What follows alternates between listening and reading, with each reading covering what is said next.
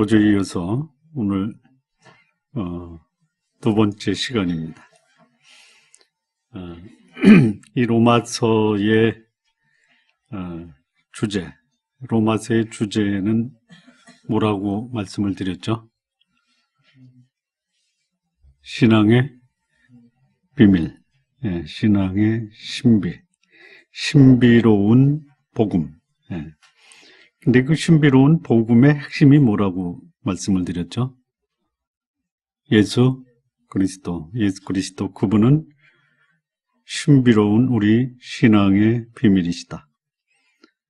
그래서 이 로마서에 나오는 신앙의 비밀인 그 말씀을 우리 다시 한번 같이 합독을 하시겠습니다. 로마서 16장 26절과 27절 말씀입니다.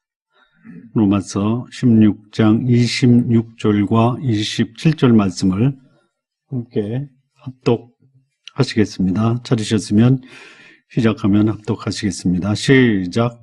이제는 나타나신 바 되었으며 영원하신 하나님의 명을 좇아 선지자들의 글로 말미암아 모든 민족으로 믿어 순종케 하시려고 알게 하신 바 그 비밀의 계시를 좇아된 것이니 이 복음으로 너희를 능히 견고케 하실 지혜로우신 하나님께 예수 그리스도로 말미암아 영광이 세세 무궁토록 있을지어다. 여기 보면 26절에 그 비밀의 계시 이렇게 되어 있습니다. 이 비밀이라는 것이 감추어졌다라기보다는 인간의 이성으로는 도저히 이해할 수 없다라는 뜻을 가진 단어가 이 비밀입니다. 그래서 비밀이라는 단어보다는 차라리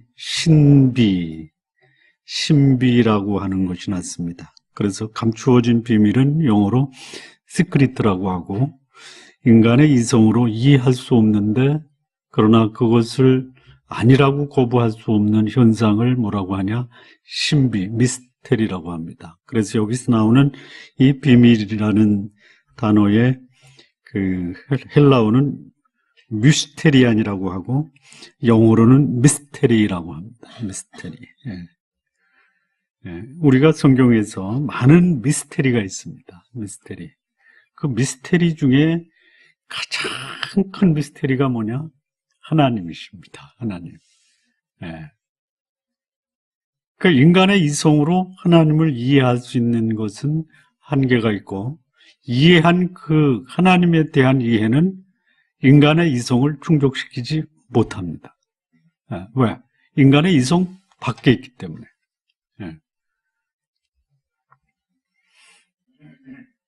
자, 그래서 우리가 오늘 이제 이 본론으로 들어가서 도대체 신비스러운 이 신앙의 핵심, 그리스도, 그리고 복음은 무엇인가?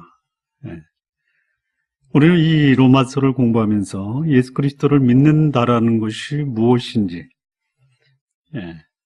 우리는 로마서를 통해서 소상하게 공부를 할 겁니다. 그런데 이것을 이해하는 것은 여러분이 신비의 세계에 동참을 한다라는 것이에요. 신비의 세계에 동참을 하는 것입니다. 그 세상이 알지 못하는 아주 신비스러운 비밀이 바로 복음이에요. 이 세상이 추구하는 것과는 전혀 다른 것이 바로 복음이에요. 여러분, 그 불신자들에게 복음을 전하면 그 복음이 불신자, 소위 이성으로 종교를 갖고자 하는 사람에게는 이 복음이 어떻게 들립니까? 어떻게 들려요? 여러분들이 예수님 믿기 전에 복음을 들으면 어떤 생각? 전혀 생각이 안 나십니까? 어떠셨어요? 네?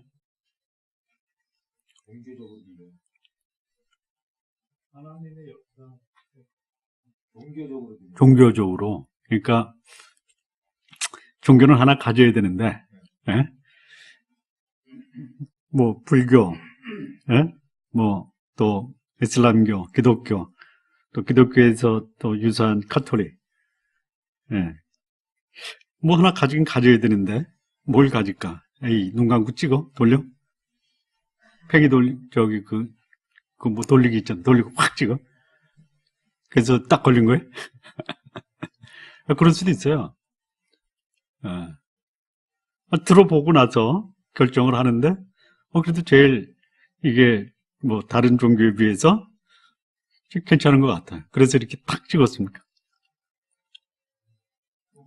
예?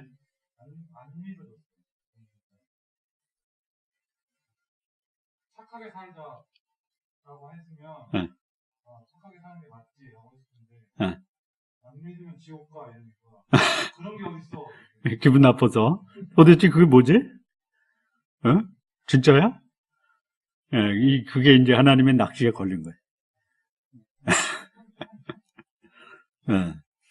자, 이 세상 사람들에게는 이 복음이 어떻게 보이냐면요. 아주 미련하게 보이는 거예요. 아주 미련하게 보여요.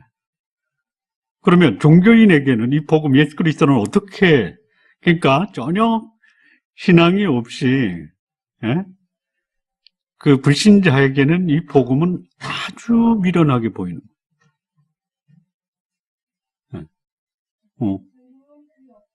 들어와. 예. 그런데 종교인에게는 복음이 어떻게 들립니까? 예? 종교인에게는 어떻게 들려요? 불신자들에게는 이 복음이 아주 미련하고 우스꽝스럽게 들리는 거예요. 예? 근데 종교인에게는 적어도, 예? 내가 종교를 갖겠다. 그래서 기독교를 선택을 했는데, 이 복음을 들어보니까 이 복음 앞에서는 또 반응이 다른 거예요.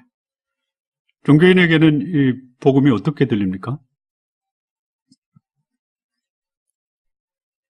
우리 전혀 고뇌 확신이 없고 예배 드릴 때 복음이 전달이 되면 느낌이 어떠셨어요? 에?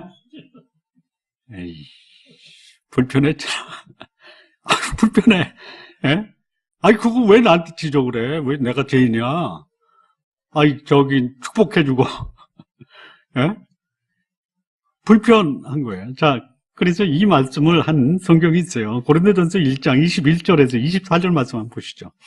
이게 이제 복음에 대해서 예수 그리스도를 만나기 전에 종교인이든 아니면 불신자든 그들이 복음에 대해서 갖고 있는 입장을 이렇게 얘기를 합니다. 고린도전서 1장 21절에서 24절.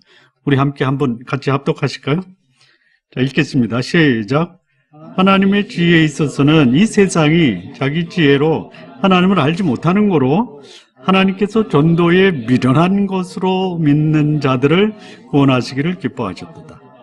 유대인은 표적을 구하고 헬라인은 지혜를 찾으나 우리는 십자가에 못 박힌 그리스도를 전하니 유대인에게는 거리끼는 것이요 이방인에게는 미련한 것이로되 오직 부르심을 입은 자들에게는 유대인이나 헬라인이나 그리스도는 하나님의 능력이요 하나님의 지혜니라.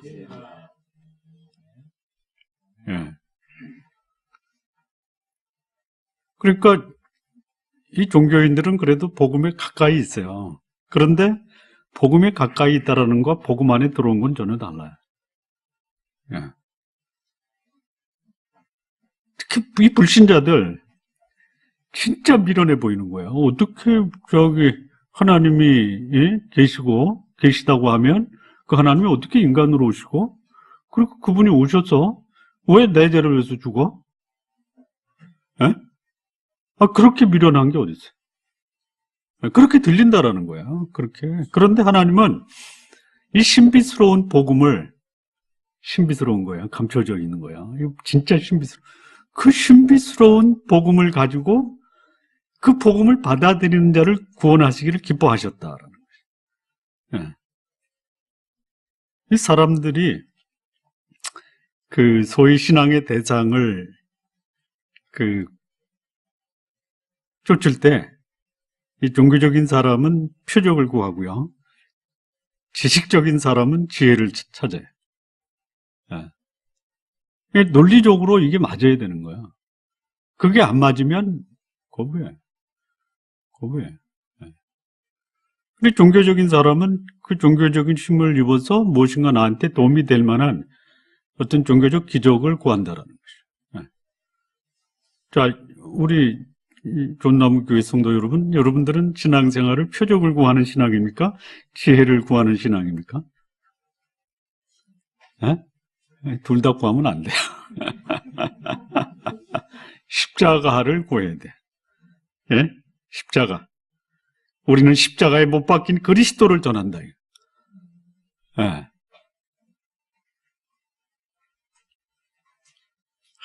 이 십자가만 전하면 교회가 부흥할까요? 아니면 거기 표적도 좀 있어야 되고, 예. 그 어떤 지식적인 그 필요도 충족이 되고, 예. 그리고 가끔가다 복음도 전하고. 어느 교회가 부흥을 할까요? 제일 부흥하는 교회, 1번 표적이 나타나는 교회, 2번 지식적으로 인간의 이성을 만족시키는 아주 수준 높은 교양 강좌하는 교회, 셋째, 진짜 사람들이 미련하게 생각하는 십자가의 도만 전하는 교회. 어느 교회가 부흥할까요?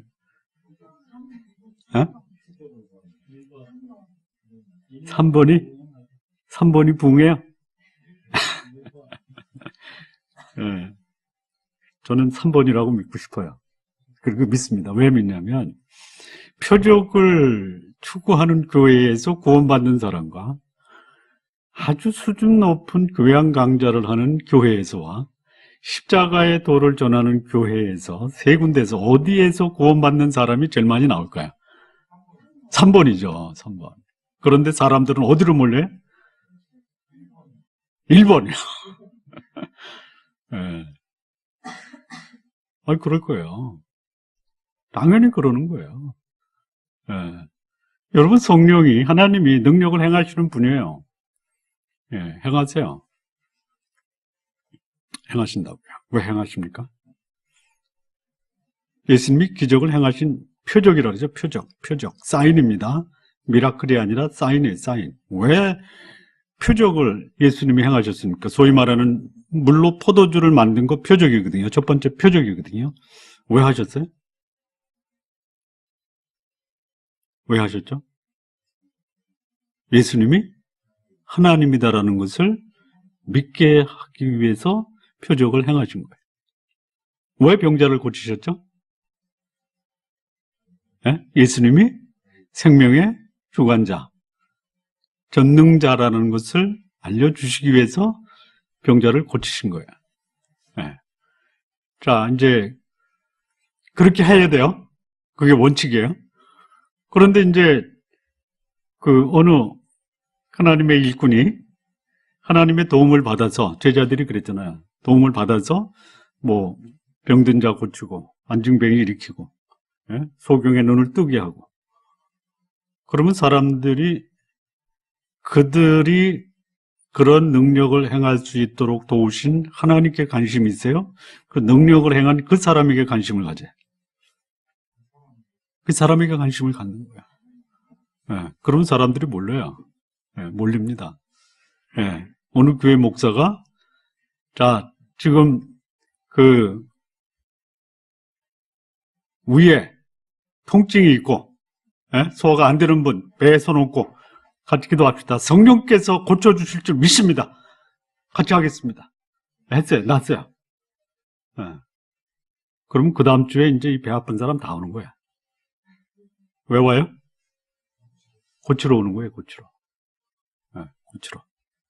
그러면 그냥 몇 터지는 거예요. 올 때 그냥 와요? 아니, 돈은 안 싸가지고. 어떻게 싸가지고 올 돈이 어딨어. 봉투에 넣어서 갖고 이래.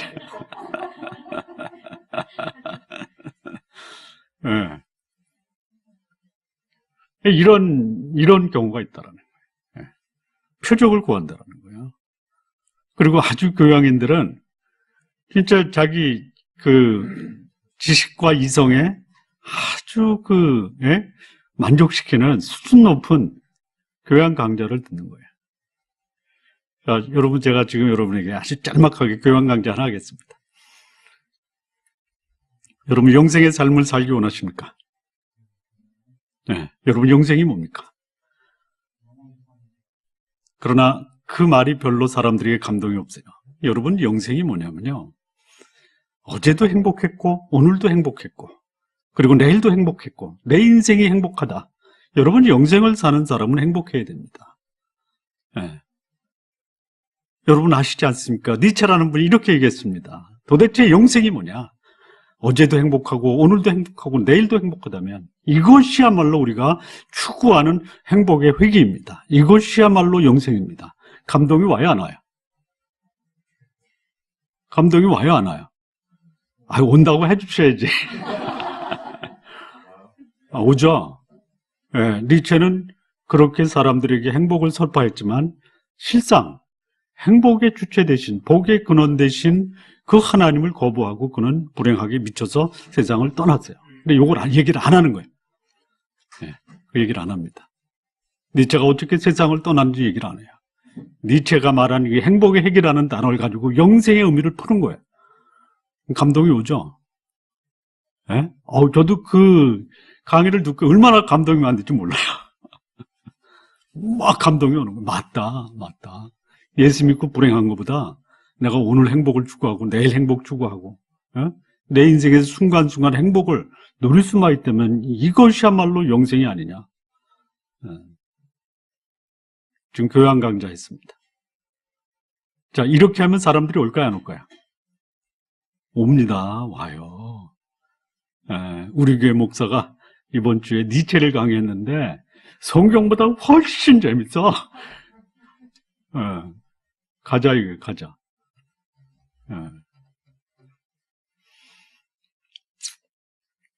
근데 이게요, 복음이요. 예수 그리스도, 십자가에 못 박힌 예수 그리스도, 이거를 들으면 그렇게 우스꽝스럽고 미련할 수가 없어요. 그리고 이 교회를 하나의 종교적 차원에서 교회에 나오고 예배에 참석하는 사람이 십자가에 박힌 예수 그리스도를 들으면요, 이게 너무너무 불편해. 너무너무 불편해. 얼마나 불편한지 몰라요. 그거 제발 그 얘기 하지 말아라. 뭐 예수님이 나를 위해 십자가에 죽었다느니, 그를 믿음으로 구원받는다느니, 믿지 않으면 지옥, 그런 얘기 하지 말아라 이거요. 불편하다. 그게 이제 종교인들이 복음을 들을 때 나타내는 반응이에요. 이방인들에게는 아주 우스꽝스러운 거예요. 그런데 성령의 감동으로 이 복음이 이 들은 사람 속에서 역사하고 그 역사하는 성령의 음성 앞에 민감하게 받아들이는 그 사람, 유대인이나 헬라인이나 그리스도는 하나님의 능력이요 하나님의 지혜다라고 말하는. 저는 혹시 듣는 분 중에 우스꽝스럽게 들리든지 아니면 아주 불편하게 들려도 저는 십자가에 못 박힌 예수님만 전하겠습니다.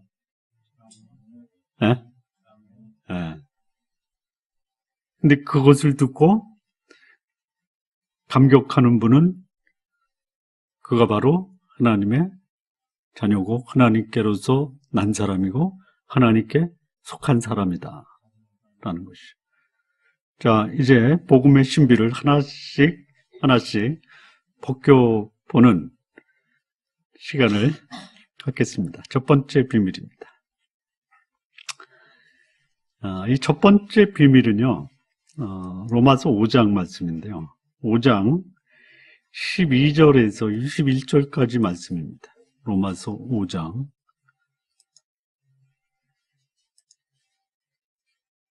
12절에서 21절까지의 말씀입니다. 자, 우리 같이 한번 함께 읽을까요? 자, 시작하면 같이 함께 읽겠습니다. 시작.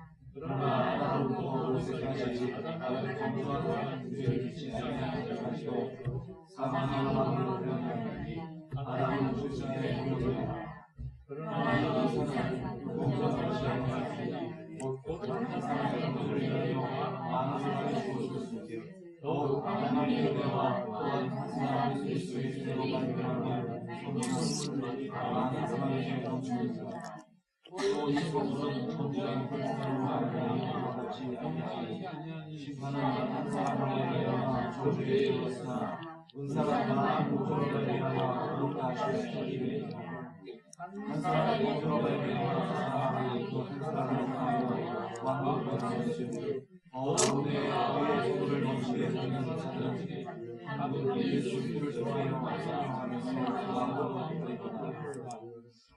그런즉 함부로 많은 사람이 존재인 것 같이 한 의로운 말미암아 많은 사람이 그렇다 하심마다 생명에 이르러니라. 한 사람이 통하지 아니하도 많은 사람이 죄인인 것 같이 한 사람이 기도하시고 많은 사람이 의인이 되리라. 율법이고 것은 범죄를 더하게 하며 그러나 죄가 더하건대 은혜가 더욱 넘치나니 이는 죄가 사망 안에서 밖으로 된 것 같이 또한 그로 말미암아 마음을 내어 우리 주 예수 그리스도로 말미암아 영생에 이르하여 하리라. 아멘. 자, 이 12절에서 21절까지 말씀을 함께 읽었는데요. 가장 많이 나오는 단어가 뭡니까? 네? 뭐예요? 죄예요? 그보다 더 많이 나오는 거. 율법에. 그거보다 더 많이 나오는 거. 예. 거의 모든 구절에 다 나오는 거.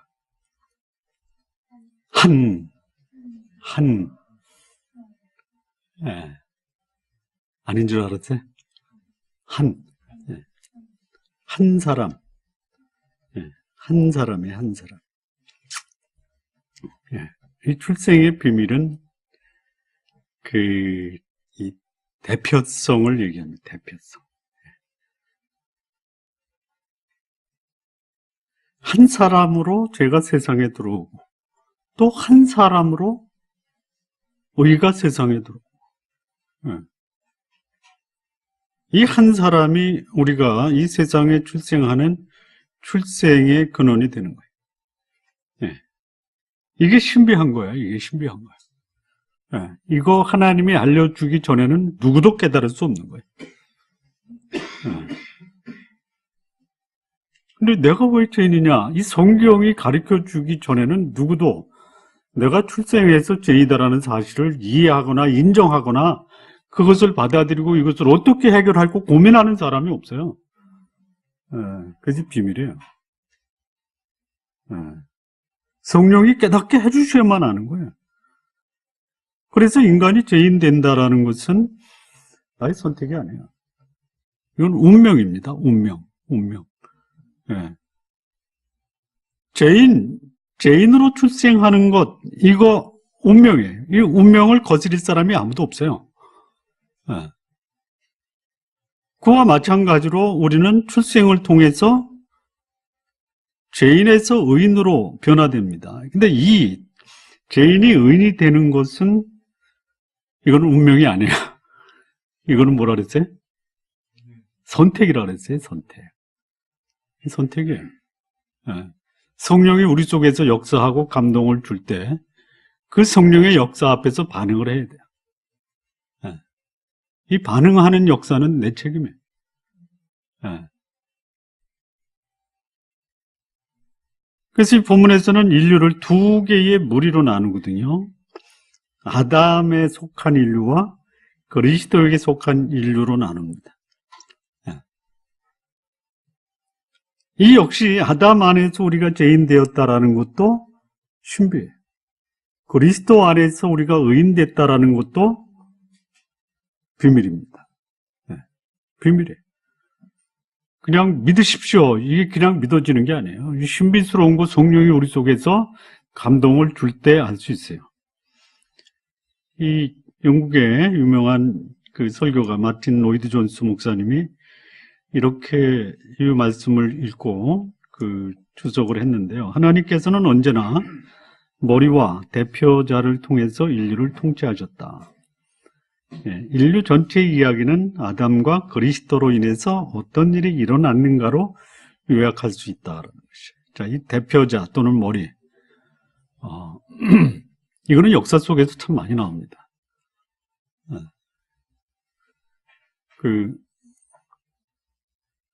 일제강점기 때 우리가 일본에 넘어갈 때 국세가 넘어가면 넘어가는 거죠. 예, 이게 대표예요. 예, 국민들이 동의 안 했어요. 그런데 국가의 통치자, 주권자, 임금이 이 나라를 일본에 넘기는 국세를 남기니까 나라 전체가 일본의 속국이 되는 거예요. 또 이 대표성은 또 얼마든지 볼 수가 있어요. 비행기에 탔습니다. 그런데 그 승객들은 누구를 믿고 비행기에 탄 거예요? 기장이에요, 기장. 기장의 실수가 이 승객 전체의 목숨을 좌우할 수가 있어요. 예. 나는 잘못한 게 없어요. 그 비행기에 탔다라는 거 외에는 없어요. 그런데 그 기장이 잘못하면 그 기장을 믿고 비행기에 탔다라는 이유 하나로 나는 죽을 수도 있고 살 수도 있는 거예요. 예. 그것이 아담 안에 우리 모든 인간이 들어있었다라는 그 이유 하나로 인간은 아담으로 인해서 죄인의 운명을 갖고 태어난 것이. 예. 이 죄가 유전이 되느냐? 유전되지 않습니다. 이거는 공동행위다라는 것이. 예. 그러니까 내가 그 안에 함께 있었다라는 것이에요. 예. 부모가 죄인이니까 내가 부모의 죄를 물려받았다. 가게에 흐르는 저주를 끊어라? 그거 아닙니다. 아주 그거 위험해요. 예, 요즘에 그런, 장자학교라고 있다 그러더라고요. 장자학교. 예, 아주 열광을 일으키고 있습니다. 예. 장자학교가 뭐냐 그랬더니 하나님이 모든 신앙인에게 그 장자의 권한을 줘서 귀신을 쫓아내고 축복권을 선포하고 뭐 이런 권한을 줬대요. 그거를 이제 장자권 교육을 받으면 제가 하나님의 장자로서 축복도 선포하고 축사도 하고 귀신도 쫓아내고 뭐 그런데요. 예. 여러분 그거를 교육받고 그런 의식을 가지면요 대단한 자부심과 자기 정체성을 가질 수 있어요. 있어요. 너 그냥 살면 안 돼. 너 축복도 선포하고 귀신도 성령의 이름으로 추방하고. 예.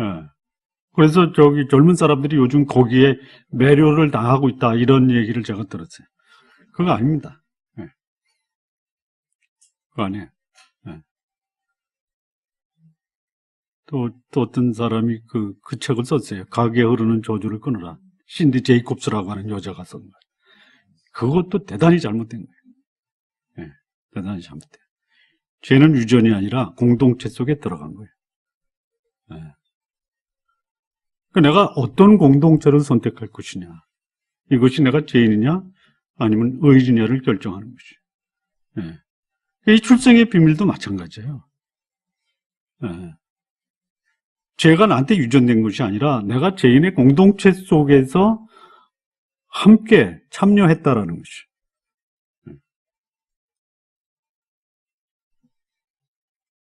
이 출생을 통해서 하나님의 자녀로 태어나는 거, 이것도 내 신분의 위치를 바꾸는 거예요. 죄인의 신분이 모여있는 죄인의 공동체에서 의인의 공동체로 내 운명을 바꿔주는 것이에요. 자, 이 죄에 대해서 조금 더 설명을 드리겠습니다. 죄에 대해서. 로마서 5장이 사실 이 신비의 이제 첫 번째 비밀이거든요. 출생의 비밀인데, 그 출생의 비밀이 뭐냐면 죄인으로 출생하냐, 의인으로 출생하냐. 그러면 내가 죄인으로 출생한다라는 것이 도대체 무엇이냐라고 하는 것을 1장, 2장, 3장이 설명을 하는 거예요. 네.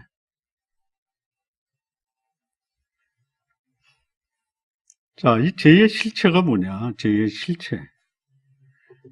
이번 로마서 1장 21절에서 27절 말씀을 좀 보겠습니다. 21절에서 27절이요. 네.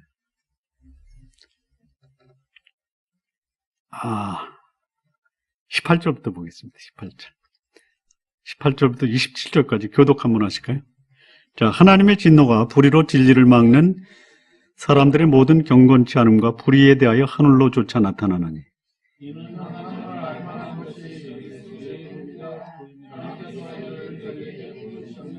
창세로부터 그의 보이지 아니하는 것들, 곧 그의 영원하신 능력과 신성이 그 만드신 만물에 분명히 보여 알게 되나니, 그러므로 저희가 핑계치 못할지니라.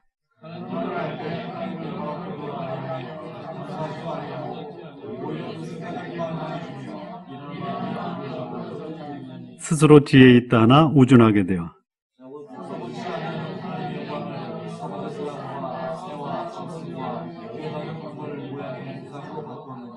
그러므로 하나님이 저희의 마음대로 정욕대로 더러움에 내어버려 두사 저희 몸을 서로 욕되게 하셨으니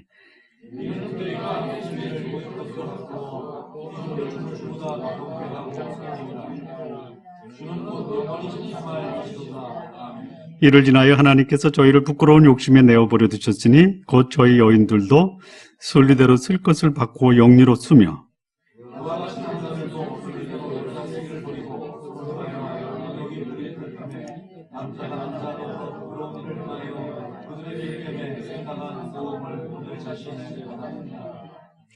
자, 이 죄의 실체가 뭐냐면요. 죄가 이제 마치 동전이라면 앞면과 뒷면이 있거든요. 근데 앞면은 뭐냐면 하나님과의 관계가 틀어진 거예요. 뒷면은 뭐냐? 인간관계가 틀어진 거예요. 이게 죄입니다. 네. 그러니까 하나님 관계가 틀어진 것이 인간이 죄인이 된 죄의 근원이에요. 자, 인간이 하나님을 알 수 있습니까? 알 수 있다라고 얘기해요. 네, 알 수 있다라고 얘기를 해요. 여기 보면 하나님을 알되 이렇게 나와 있어요. 그런데 그게 예수 그리스도 오시기 전에도 인간은 하나님을 알고 있었다라고 얘기합니다. 네. 하나님의 진노가 불의로 하나님의 진리를 거역하는, 뭐라 그랬죠? 18절에 네. 불의로 진리를 막는 사람들의 모든 경건치 않음과 불의에 대해서 하늘에 쫓아난다. 왜 그러냐? 하나님을 알만한 것이 저희 속에 보임이라 그랬어요. 하나님이 이를 저에게 보이셨다 그랬어요. 하나님을 알 수 있는 것이 있어요. 어디에 있어요? 우리 속에 있어요. 우리 속에. 이 속이 뭐죠? 양심이에요. 자, 그 다음에 또 창세로부터 그의 보이지 아니하는 것들, 곧 그의 영원하신 신성과 능력이 그 만드신 만물에 분명히 보여 알게 되나니 저희가 핑계치 못한다. 그러니까 하나님이 계시다라는 것을 몰랐다라고 말하는 것은 핑계가 안 된다라는 것이죠. 네. 자, 하나님이 존재하고 계시다. 예수님 없어도 하나님이 존재하는 걸 알 수 있죠. 어떻게 알 수 있어요? 첫째, 양심. 두 번째, 자연. 또, 네? 또,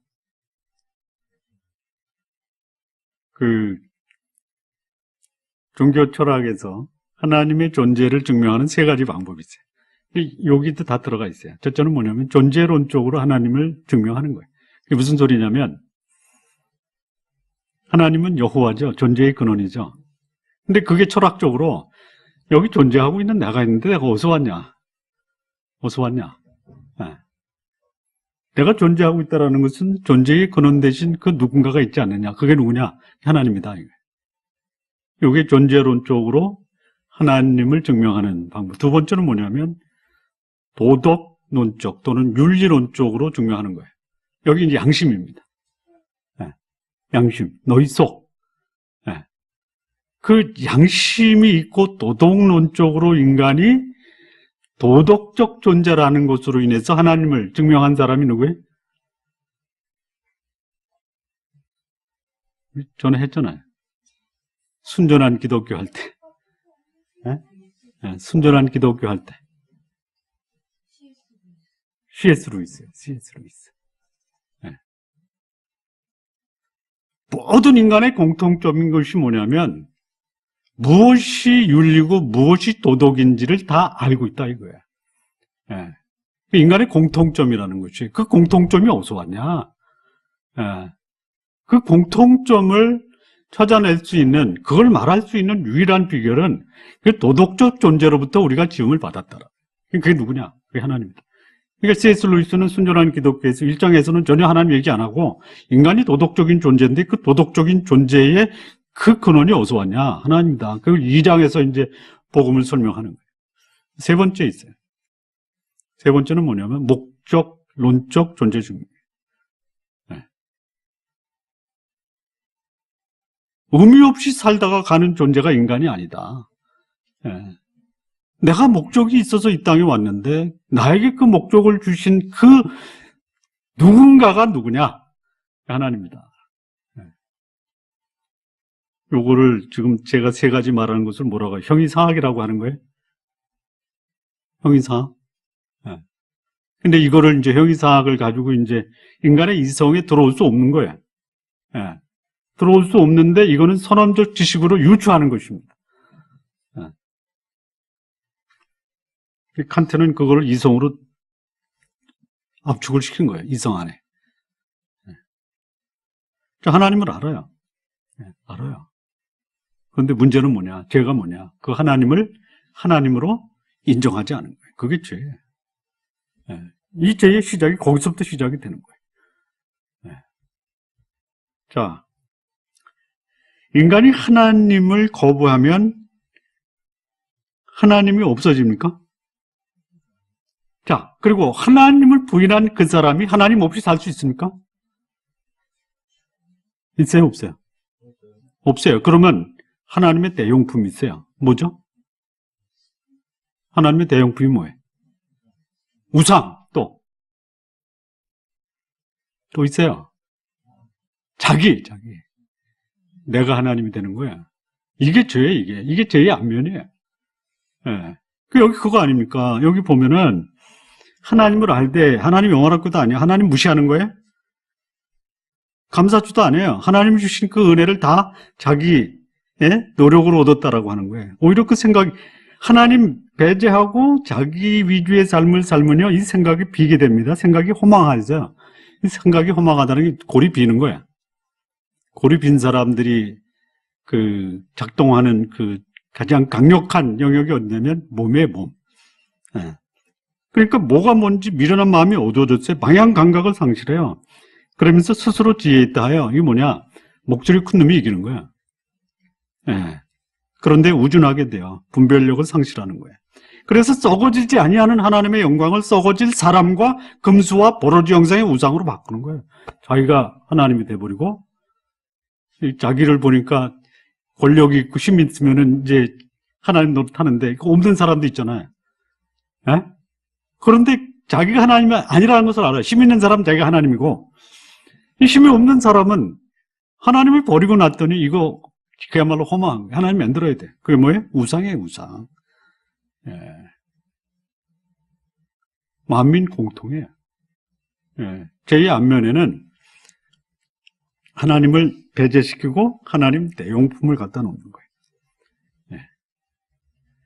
그러면 거기서 자기가 우상이 됐을 때 나타나는 것이 뭐냐면요. 그야말로 더러움과 부끄러움이에요. 더러움과 부끄러움. 예. 여러분, 우리 이 신체 중에서 가장 강력하게 민감한 부분이 뭐냐면 욕망이거든요. 육체적 욕망이에요. 예. 이거 한번 잘못 건드려가지고 습관에 빠지면요. 이거 헤어나기 힘들어요. 예. 그런데 이 죄는요. 이 인간의 욕망을 오히려 자연스러운, 예? 아주 자연스러운 현상으로 부추기고 있는 거예요. 예. 그게 죄예요. 그게 죄. 예, 죄예요. 예. 더러움은 뭐냐면 무분별한 성적 욕망을 추구하는 거고요. 부끄러움은 뭐냐면 어디까지 가냐면 동성애까지 가는 거예요. 예. 그래서 이 죄의 앞면에는 자기 숭배 아니면 우상 숭배로 빠져서 하나님을 포기하는 거예요. 예.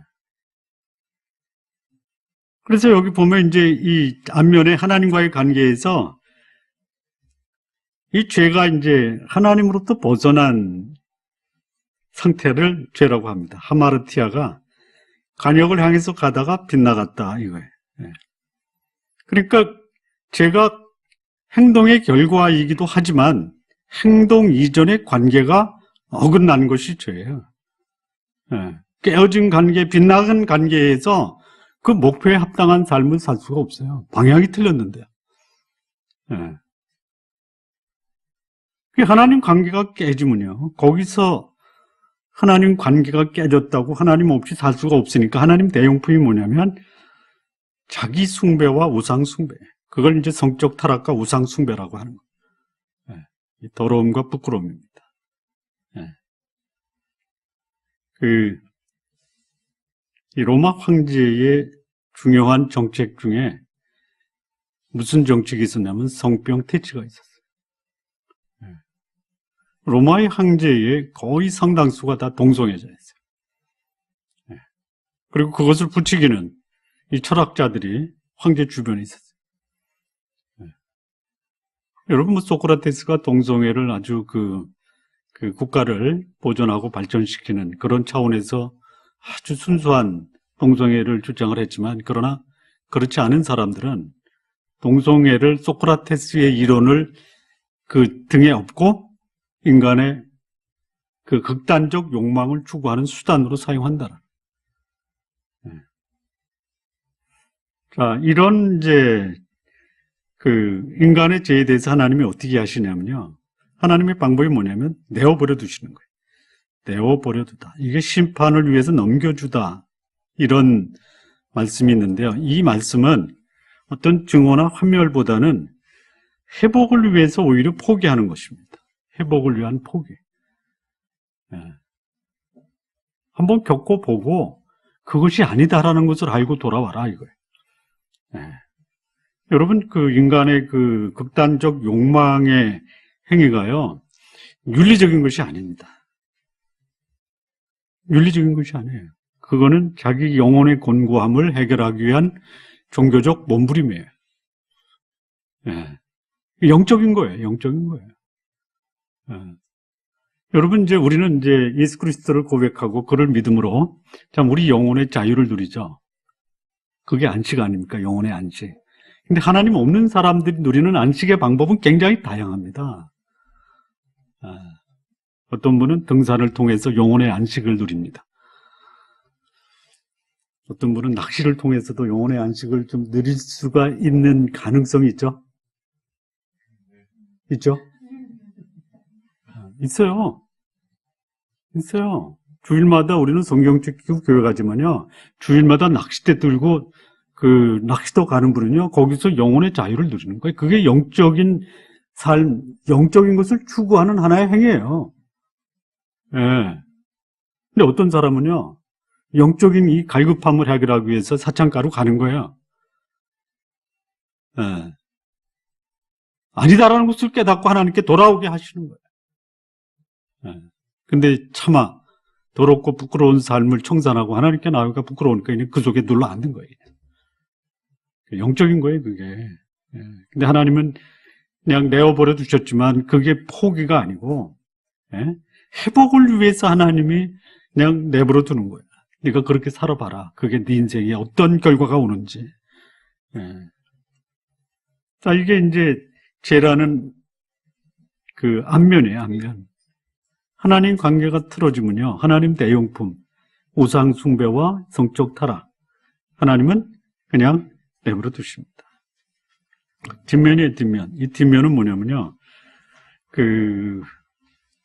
이 죄가 여기 이제 1장 28절 한번 보시죠. 28절. 우리 같이 한번 읽을까요? 시작. 또한 저희가 마음에 하나님 두기를 싫어하며 하나님께서 저희를 그 상실한 마음대로 내어버려 두사 합당치 못한 일을 하게 하셨다. 아니, 거기는 읽지 마세요. 28절만 읽으세요. 28절. 자, 이 죄는 뭐냐면요, 이제 하나님 관계가 틀어지면요, 자기와도 틀어져요. 예. 자기를 신으로 여기는 사람들이요, 이 죄를 지면요, 자기와의 관계도 틀어지는 거예요. 예. 그래서 여기서 나온 상실한 마음이 뭐냐면 자포자기예요. 예. 상실한 마음. 예. 마음을 둘 데가 없어요. 마음을 잃어버렸어요. 예. 그러면 마음을 잃어버리면 이런 사람들을 현대적인 용어로 뭐라고 하냐면 허무주의에 빠졌다라고. 허무주의. 자, 허무주의가 뭡니까? 인생의 의미가 뭔지 모르겠다 이거예요. 예. 이게 죄가 우리에게 가져다 주는 결과예요. 내가 지금 마음이 허무하다. 이건 내가 지금 죄인이다라는 것을 증명하는 거예요. 예. 아담 안에서 죄인된 사람들의 모습이에요, 이게. 예. 그러면요, 이 허무주의는 두 가지로 표현이 됩니다. 하나는 뭐냐면, 그냥 퇴폐적인 허무주의. 또 하나는 행동적인 허무주의. 자, 이 퇴폐적인 허무주의는 뭐냐면, 그 허무한 것이 나한테 피해가 오는 것을 퇴폐적이라 해요. 그래서 거기에 마약, 뭐, 히피, 예? 락 뮤직, 예. 그러니까 뭔가 채우려고 하는데 안 채워져요. 예. 그 자기를 파괴하는 거예요. 그 퇴폐적 허무주의의 극단적 선택이 뭐냐면 자살이에요, 자살. 자, 이 행동적 허무주의가 있어요. 행동적 허무주의의 내용이 이제 28절부터입니다. 28절부터 30절까지인가요? 우리 이제 같이 한번 읽겠습니다.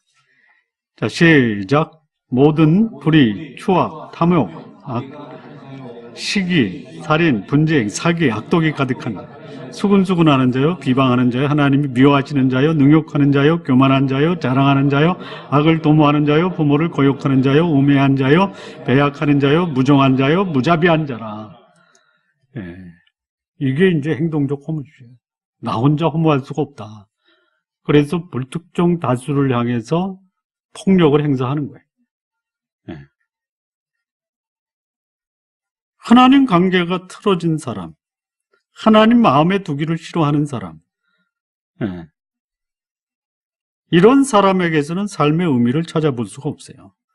그러니까 하나님 관계가 단절이 되면 인간관계 파괴되고 인간성도 파괴가 되는 거예요. 예. 그로 인해서 그 하나님 관계가 깨어지고 인간관계가 깨어진 사람들에게 의식 속에 세 가지 의식이 있어요.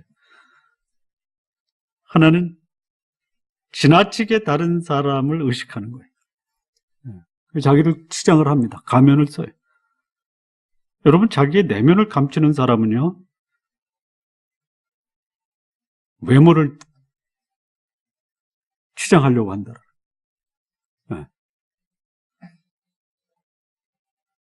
이런 사람도 피해 의식이 있어요. 집안은 엉망으로 해놓고 얼굴에 화장 잘하는 사람.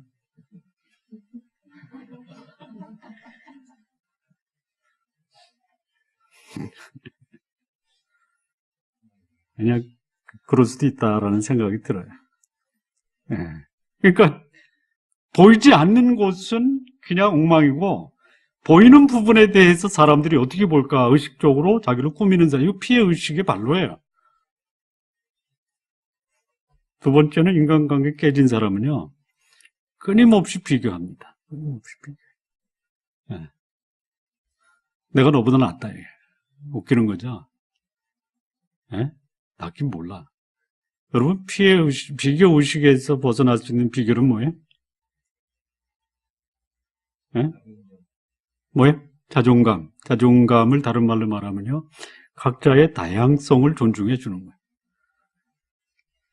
그리고 이 밑바닥에는 아주 심한 열등의식이 자리 잡고 있는 거예요. 예. 이게 인간성을 상실한 사람들의 모습이에요. 예. 그래서 하나님이 이런 자들, 예.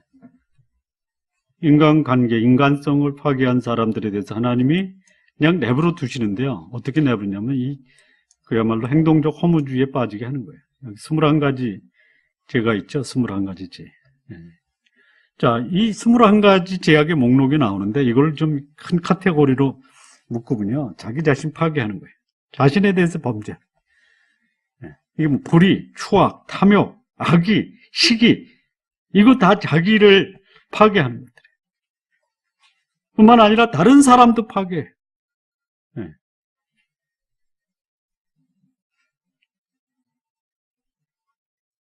뿐만 아니라 하나님도 우습게 여기는 거예요.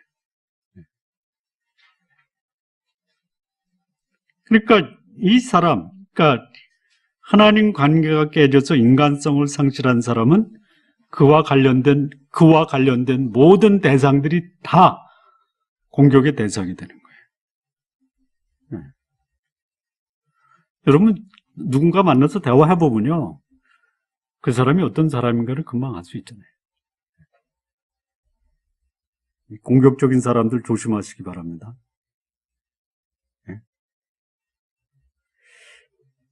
그러면 아마 여기 계신 분 중에 어떤 분, 목사님도 상당히 공격적인데. 저도 가끔은 좀 공격적이죠. 예?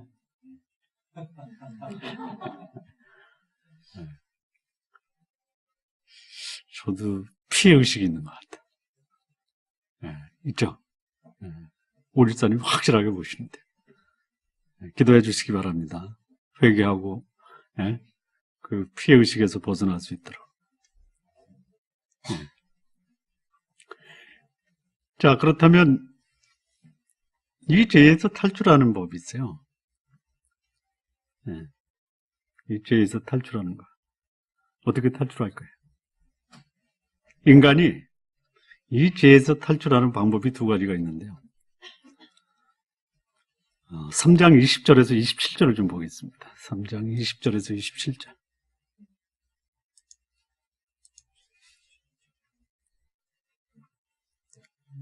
이것도 한번 같이 교독하겠습니다. 그러므로 율법의 행위로 그의 앞에 의롭다 하심을 얻을 육체가 없나니 율법으로는 죄를 깨달음이라.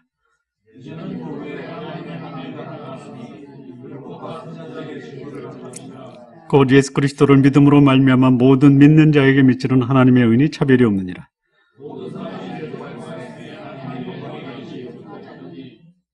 그리스도 예수 안에 있는 구속으로 말미암아 하나님의 은혜로 값없이 의롭다 하심을 얻은 자 되었느니라.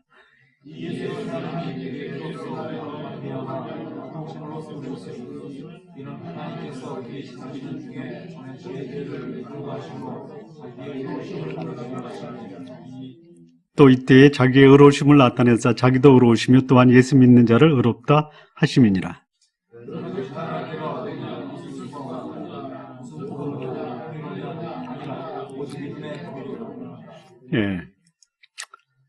이 죄에서 탈출하는 이 사람이 택하는 두 가지 법이 있어요. 첫째는 뭐죠? 율법입니다. 율법. 두 번째는 믿음입니다. 믿음. 자, 이 죄에서 탈출하는 두 개의 법이 있는데 하나는 뭐냐면 인간이 취하는 방법이 있고요. 또 하나는 하나님이 마련하신 방법이 있어요. 죄는 하나님과의 관계의 단절이고 하나님을 배신한 것이 죄의 시작이에요. 그래서 이 죄 문제를 해결하는 것은 단절된 하나님과의 관계를 회복하는 것이 죄 문제 해결의 핵심이에요. 그런데 그 문제를 해결하기 위해서 인간이 추구하는 것이 있어요. 뭐냐면 오늘 본문에 세 가지 단어가 나오거든요. 첫째는 율법, 또 하나는 행위, 그다음에 또 하나는 뭐냐면 나중에 나오지만 할례입니다. 할례. 율법과 할례, 이 종교의식이에요. 그리고 선행, 이 세 가지가 사람들이 죄로부터 탈출하려고 하는 시도예요. 여러분, 이 율법과 종교의식과 행위, 이게 사람들에게 얼마나 매력적이냐면요. 이것을 강조하고 이것에 대해서 종교 지도자가 이것을 하라고 하면요, 여기에 매달려요. 여러분, 이게 왜 매력적입니까? 왜 종교와 율법과 행위가 죄 문제를 해결하고자 하는 사람들에게 매력적인 이유가 뭐예요?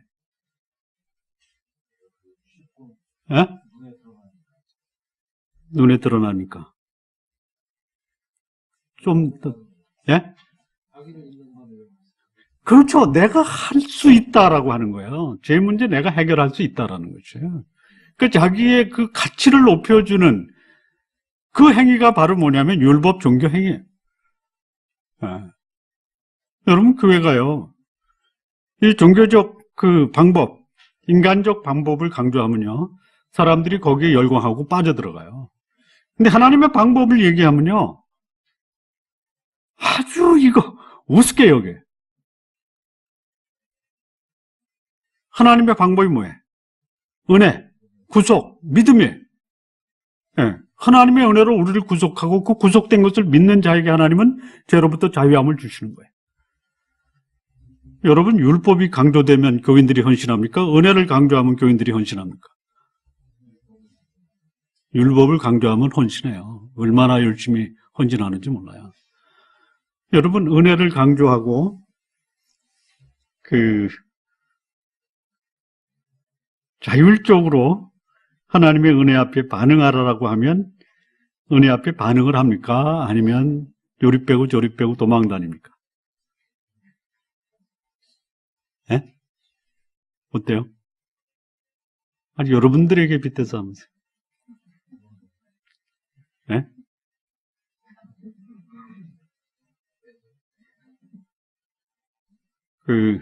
주일날 교회 안 왔어요. 뭐, 구역장도 전화하고, 신방 전도사도 전화하고, 교구 목사도 전화하고, 담임 목사도, 그 다음 주에 와요, 안 와요? 왜 와요? 예? 전화 받았으니까. 그런데, 뭐, 못 올 수도 있죠, 뭐. 그러나 하나님을 향한 그 사랑과 하나님을 향한 그 믿음은 잃지 마십시오. 그러면 그 다음 주에 올까요, 안 올까요? 아, 옵니까? 여러분, 율법적으로 신앙생활 하는 게 쉬울까요? 은혜적으로 신앙생활 하는 게 쉬울까요? 은혜적으로 하는 게 쉽다고요? 어렵죠. 여러분, 여러분의 목사, 이 김기열 목사가 율법적으로 목회하지 않도록 기도하십시오. 네? 제가 요즘 그걸 오늘 이제 이 말씀을 이제 운전하고 왔다 갔다 하면서 이제 묵상을 했어요. 네, 이미 제 머릿속에 다 이걸 이제 대피는 거거든요. 야, 이 율법과 은혜, 하나님은 어떻게 택하실까요? 하나님의 방법은 뭘까요? 은혜를 택하죠. 예, 집 나간 아들 찾으러 갈까요? 올 때까지 기다리실까요? 예? 찾으러 가셨어요? 기다리시더라고요. 기다리시더라고요. 이게 하나님의 방법이에요. 예. 이제 어떤 분은 그래요. 아, 이 담임 목사가 안 나온 사람 전화도 안 해?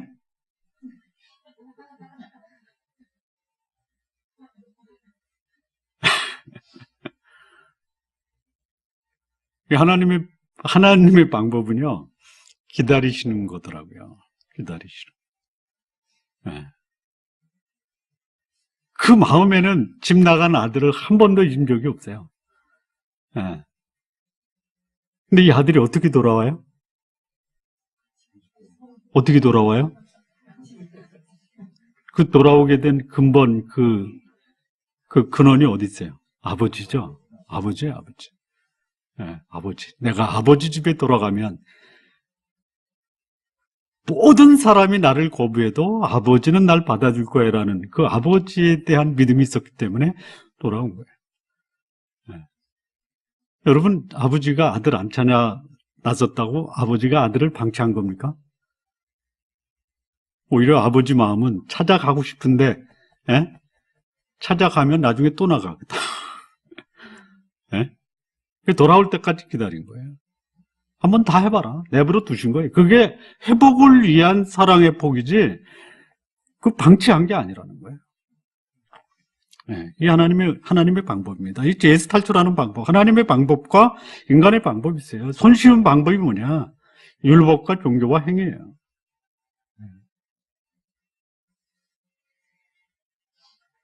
저한테 왜 저기 안 나오는 사람이 전화 안 하냐고 말하지 마세요. 왜 신방 안 하냐고 보채지 마세요. 제 마음이 더 아파요. 그러니까 안 나오는 것도 그냥 가슴 아파 죽겠는데 하지 말아야 해서 하라고 하니까 얼마나 더 힘들어. 무슨 말씀인지 아십니까? 네, 오집사님 속으로 왜 담임 목사가 신방도 안 하고 이렇게. 없죠.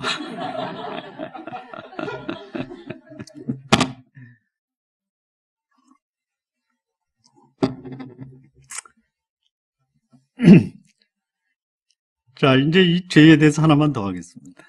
이 죄가요, 모든 사람이 죄라는 것을 이제 선언하는데요. 1장에서 3장까지 하나님이 모든 사람이 죄이다라는 것을 선언할 때 세 단계로 나눠서 합니다. 세 단계. 첫 번째는 이제 이방인입니다. 이방인. 1장 20절에서 32절까지는 이제 모든 사람이 죄인이라는, 아니, 이방인이 죄인이에요. 이방인.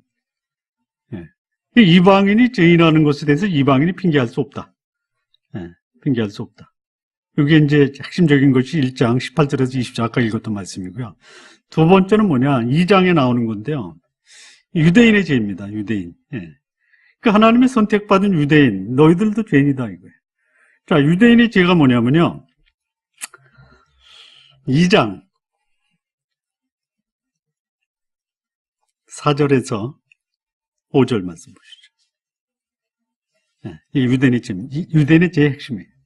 2장 4절에서 5절 보면요. 우리 같이 한번 합독하실까요? 시작. 혹 내가 하나님의 인자하심이 너를 인도하여 회개케 하심을 알지 못하여 그의 인자하심과 용납하심과 길이 참으심의 풍성함을 멸시하느냐. 다만 내 고집과 회개치 아니한 마음을 따라 진노의 날 곧 하나님의 의로우신 판단하니 나타나는 그날에 임할 진노를 내게 쌓는다. 자, 유대인은 하나님을 거절하고 하나님을 알만한 것 자기 속에 있음에도 불구하고 불의와 경건치 않음을 행해서 이 이방인이 죄인이라는 사실을 드러냈고요. 유대인들의 죄는 뭐냐면요. 하나님을 아는데요. 구체적으로 하나님을 압니다. 하나님이 인자하신 것도 알아요. 용납하심도 알아요. 인내하신 것도 알아요. 그거를 알고 그 하나님 앞에 감사해야 돼. 오히려 그걸 악용하는 거야. 악용. 여기 보면 하나님이 인자하셔서 우리로 하여금 회개케 하시게 하시는데 그걸 아는데도 불구하고 하나님의 인자하심과 용납하심과 길이 참으심의 풍성함을 멸시하고 있다 이거야. 그리고 고집과 회개치 아니한 마음을 결코 풀지 않아요. 이게 유대인의 죄예요. 하나님 뭐라고 하냐면 여기 내가 인자하고 용납하고 길이 참는다. 왜? 네 고집과 회개하는 그 마음을 내가 기다리고 있다. 만약에 기다리는데도 불구하고 고집을 버리지 않고 회개치 아니하면 하나님의 진노를 계속 쌓는다. 그러니까 기다리면서 하나님의 그 인자하심을 하나님이 보여주시는데 그 기간 동안 회개치 않으면 하나님이 기다리시는 그 기간은 무슨 기간이다? 하나님의 진노를 차곡차곡 쌓아가는 기간이다라는 것이. 그래서 이 유대인들의 죄에 대해서 하나님이 어떻게 심판하시냐면 2절에 보면 이런 일을 행하는 자에게 하나님의 판단이 진리대로 된다라는 거예요. 진리대로. 유대인들에게 하나님은 진리대로 심판하신다라는 거예요. 뿐만 아니라 6절에 보면 하나님께서 각 사람에게 그 행한 대로 보응하신다. 그러니까 하나님을 아는 유대인들, 하나님의 선택된 유대인들을 하나님이 기다려주시고 인자하시면서 품어주시는데 그들이 고집과 회개치 않은 마음을 그대로 가지고 있다면 진노는 쌓여요. 그런데 그럼에도 불구하고 하나님은 어떻게 심판하시느냐? 진리대로, 그리고 행한 대로 심판하신다. 이 진리대로라는 것은 뭐냐면요. 진리대로. 이 유대인들이요. 나중에 보면은 겉으로는요. 상당히 종교적이에요. 종교적입니다. 율법을 행하고 있다라는 것이. 예배에 참여하고 있다라는 거예요. 그래서 겉으로 봐서는 그들이 마치 진리 가운데 있는 것 같아요. 근데 하나님은 그들을 진리대로 심판하십니다. 진리대로. 그 진리가 뭐예요? 여기서 말하는 진리가 뭐예요? 진리가 뭐예요? 그들의 외모가 아니라 그들의 실체를 가지고 심판하신다. 여기서 진리는 어떻게 정의하냐면요. 현상의 기초가 되는 저변의 실체, 이게 진리입니다. 그러니까 나타난 현상을 가지고 심판하지 않아요. 우리 사람들은요, 나타난 현상을 가지고 판단을 합니다. 이건 진리대로 판단하는 것이 아니에요. 외모로 판단하는 거예요. 외모로. 예. 그러나 하나님은 외모로 판단하지 않고 그 내면의 동기와 실체를 보시는 분이에요. 예. 종교적 행위를 하지만 내면에는 온갖 더러움이 다 있어요. 자, 한번 보겠습니다. 유대인들이 어떻게 했는가.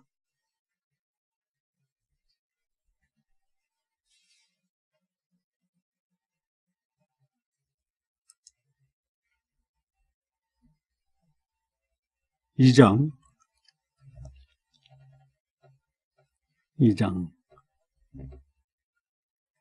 17절부터 보겠습니다. 제가 읽겠습니다. 유대인이라 칭하는 내가 율법을 의지하며 하나님을 자랑하며 율법의 교훈을 받아 하나님의 뜻을 알고 지극히 선한 것을 좋게 여기며 내가 율법에 있는 지식과 진리의 규모를 가진 자로서 소경의 길을 인도하는 자의 어둠에 있는 자의 빛이 어리석은 자의 훈도여 어린아이의 선생이라고 스스로 믿어야 그러면 그대로 행해야 될 거 아니에요. 그런데 다른 사람을 가르치는 내가 내 자신을 가르치지 아니하느냐? 도적질 말라 반포하는 내가 도적질하느냐? 간음하지 말라 말하는 내가 간음하느냐? 우상을 가증히 여기는 내가 신사한 물건을 도적질하느냐? 율법을 자랑하는 내가 율법을 범함으로 하나님을 욕되게 하느냐? 기록된 바와 같이 하나님의 이름이 너희로 인하여 이방인 중에서 모독을 받는도다. 이게 유대인이에요. 예, 모든 특권을 다 가지고 있어요. 그런데 정작 그들의 삶에서는 하나님을 모독하고 있다는 거예요. 그런 자들에 대해서 종교적으로 번지를 하지만 그러나 내면의 그런 욕망과 이 죄에 대해서는 하나님은 그 내면에 있는 동기와 실체를 보고 심판하신다 이거예요. 그리고 또 하나님의 심판의 원리는 행한 대로 심판하십니다. 각 사람에게 행한 대로. 여기 보면요. 7절, 8절이 이제 그 어떤 행위가 나오는데요. 참고 선을 행하여 영광과 존귀와 썩지 아니함을 구하는 자에게는 영생으로 하시고 오직 당을 지어 진리를 쫓지 아니하고 불의를 쫓는 자에게는 노와 분으로 하시리라. 요거 오해하면 안 되십니다. 하나님이 영생을 주시는 분이 선을 행하고 영광과 존귀와 썩지 아니함을 구하는 자에게 영생을 하신다. 그러면 영생은 행함으로 받는 그게 아니다라는 거죠. 예.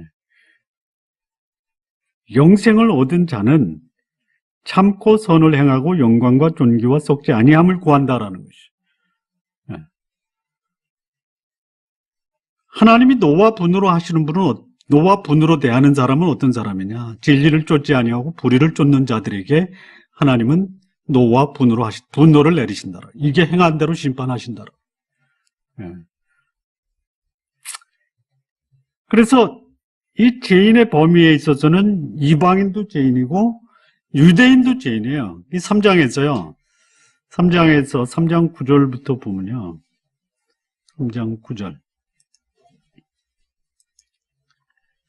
그러면 어떠하냐? 우리는 나오냐? 결코 아니라 유대인이나 헬라인이나 다 제 아래에 있다고 우리가 이미 선언하였다. 이게. 유대인도 죄인이고 이방인도 죄인이고 다 죄인이에요. 이 3장 10절 보면 기록한 바 의인은 없나니 하나도 없다. 이거. 하나도 없어요.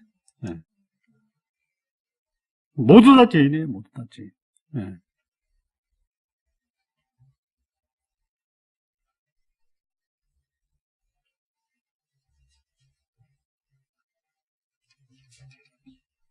자, 그래서 이제 이 5장, 왜 모든 사람이 죄인이냐라는 사실을 규명을 했습니다. 이런 죄인이 그리스도 안에서 하나님의 은혜로 하나님의 백성의 공동체에 들어가는 것이죠. 어떻게 들어가느냐? 그 어떻게 들어가느냐에 대해서 아까 3장 20절부터 27절까지 하나님의 은혜와 예수 그리스도의 구속과 예수 그리스도의 구속을 믿는 믿음이 하나님이 우리를 의롭다 하시고 하나님의 공동체에 들어가게 하는 유일한 방법이다라는 것이죠. 자, 이렇게 해서 이제 5장 출생에 대한 비밀을 마치고 6장을 하겠습니다. 6장. 6장 두 번째 비밀인데요. 오늘 6장까지 하겠습니다. 예, 두 번째 비밀은 뭐냐면, 이제 아담 안에서 죄인의 운명으로 출생한 사람이 예수 그리스도를 믿음으로 하나님의 공동체, 영생의 공동체에 들어갔어요. 의인으로 거듭났다 이거예요. 그러면 의인으로 거듭났다라는 것이 뭐냐 이거예요. 의인으로 거듭났다라는 것이 뭐냐. 네.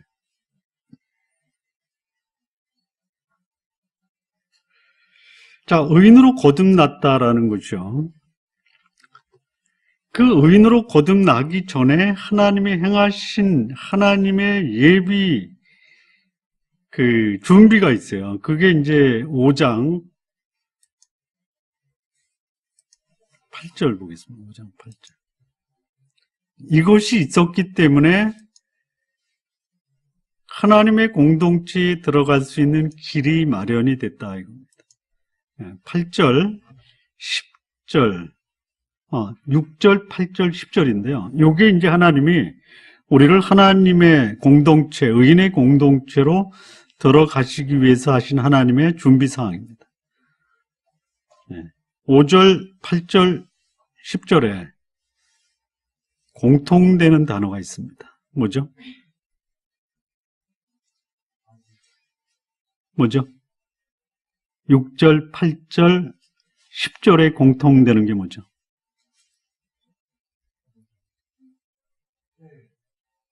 뭐요? 아직이 아닌데요. 뭐요? 때요. 기가 막힌 걸 찾아내셨다.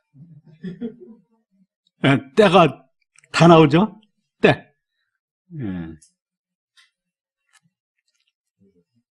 죽으셨다. 죽으심이에요, 죽으심. 예. 우리의 의사와 상관없이 하나님이 우리를 의인의 공동체에 들어가기 위해서 의인의 공동체에 들어가려면 무슨 일이 선행돼야 되냐면 죄값이 치러져야 돼요. 예. 죄값이 치러져야 돼요. 예. 누군가가 지불해야 돼요. 예. 내가 아담 안에 들어갈 때 내가 한 것이 아무것도 없어요. 예. 아무것도 한 게 없어요. 내가 아담 안에서 인간으로 태어났다라는 것밖에 없어요. 근데 내가 죄인이 됐어요. 예. 마찬가지예요. 내가 의인의 공동체, 하나님의 공동체에 들어가기 위해서 내가 한 게 뭐가 있어요? 아무것도 없어요. 무엇으로 해서 아무것도 한 것이 없냐면 죄인이라는 내가 그 죄값을 치르기 위해서 한 것이 아무것도 없다라는 거예요. 예. 죄값이 뭐예요? 죄값이 뭐예요? 생명을 바쳐야 되는 거예요. 예. 생명을 바쳐야 되는 거예요. 이 생명을 바치는 일에 내가 한 것이 아무것도 없어요. 아무것도 없어요. 누가 하셨어요? 그 예수께서 내 죄값을 치렀다라는 것이 아까 로마서 3장에 어떻게 나오냐면요. 로마서 3장 20절 이하에 3장 24절이야. 3장 24절. 그리스도 예수 안에 있는 구속으로 말미암아, 이 구속이라는 말이 뭐예요? 죽으셨다라는 거예요. 그 다음에 25절에 이 예수를 하나님이 그의 피로 인하여 믿음으로 말미암은 화목제물. 이 화목제물이라기보다는 속죄제물. 예, 속죄제물이 더 훨씬 정확한 표현입니다. 예. 이 피는 뭐냐면 죽으심이에요. 죽으심으로 그 예수 그리스도의 속죄제물을 믿는 자에게 하나님이 의롭다고 하신 거예요. 인간이 한 게 아무것도 없어요. 죄인이 되기 위해서도 한 것이 아무것도 없습니다. 자, 우리가 지옥 가기 위해서 할 수 있는 게 뭐예요? 아무것도 없어요. 그냥 가만히 있으면 지옥 가는 거예요. 그런데요, 천국 가기 위해서 우리가 할 수 있는 것이 뭐가 있어요? 아무것도 없어요. 네. 아무것도 없어요. 네. 그 천국 가는 길을 누가 예비해 주신 거예요? 하나님이 하신 거예요. 어떻게 해요? 내 죄값을 치르심으로. 그 죄값을 치르신 것을 내가 받아들일 것이냐 말 것이냐. 네. 그게 비밀이에요. 그게 신비한 거예요. 네. 그게 5장이고요. 이제 6장인데요. 자, 6장은 뭐냐면, 그러면 하나님의 공동체, 믿음의 공동체, 그리고 의인이 된 의인의 공동체에 속했다라는 것이 뭐냐? 그거는 예수 그리스도와의 연합이다라는 거예요. 연합. 예, 연합. 이 연합을 영어로 뭐라고 하면 아이덴티피케이션, 연대화라고 하거든요. 아이덴티피케이션. 당신과 나는 이제 하나야라고 하는 것입니다. 회사에 들어갈 때 요즘 출입증 내고 들어가죠. 출입증을 뭐라고 그래요? 아이디 카드라고 그래요. 인식표라고 합니다. 인식. 근데 그 아이덴티피케이션이거든요. 그러니까 네가 우리 회사의 직원이라는 것을 좀 보여줘. 이게 인식하는 거예요. 예. 공동체라는 것이. 예. 연합이라는 것이. 그 연합된 자가 가져야 될 게 뭐냐면요. 그 공동체의 아이덴티티를 가져야 돼요. 예. 아이덴티피케이션을 가진 자는 아이덴티티가 분명한 거예요. 자, 아이덴티피케이션은 연합이고요. 아이덴티티는 뭐죠? 정체성이에요. 예. 그러면 하나님의 공동체에 들어간 사람은 그 공동체에 적합한 정체성, 가치관이 있어야 되는 거예요. 그게 연합의 비밀이에요. 예. 우리 집안의 전통, 문화가 있어요. 예. 그러면 우리 집안에 속한 사람은 그거를 준수하고 존중하고 또 내가 우리 집안에 속해 있다는 것을 내가 가지고 있는 정체성을 삶으로 보여줌으로 저 사람은 저 가문의 일원이로구나라는 것을 보여주는 거예요. 자, 우리 하나님의 공동체, 의인의 공동체에 속해 있는 아이덴티피케이션을 갖고 있는 사람은 어떤 아이덴티티를 가져야 되느냐. 이게 연합의 비밀입니다. 예.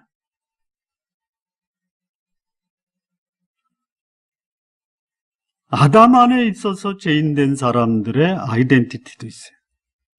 예.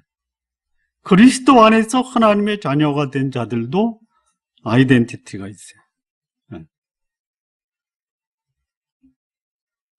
그거를 한번 더 5장에서 좀 보겠습니다. 6장에서 이제 연합의 비밀을 하기 전에 아담 안에 있었던 사람과 그리스도 안에 있는 사람의 그 정체성을 좀 한번 보겠습니다. 자, 5장 15절에서 17절인데요. 아담과 그리스도가 대조됐다. 그러니까 아담과 그리스도 안에서 인간은 두 인류로 분류가 되는데 죽음의 공동체냐 생명의 공동체냐, 의인의 공동체냐 죄인의 공동체냐, 그 공동체가 대조가 되는데요.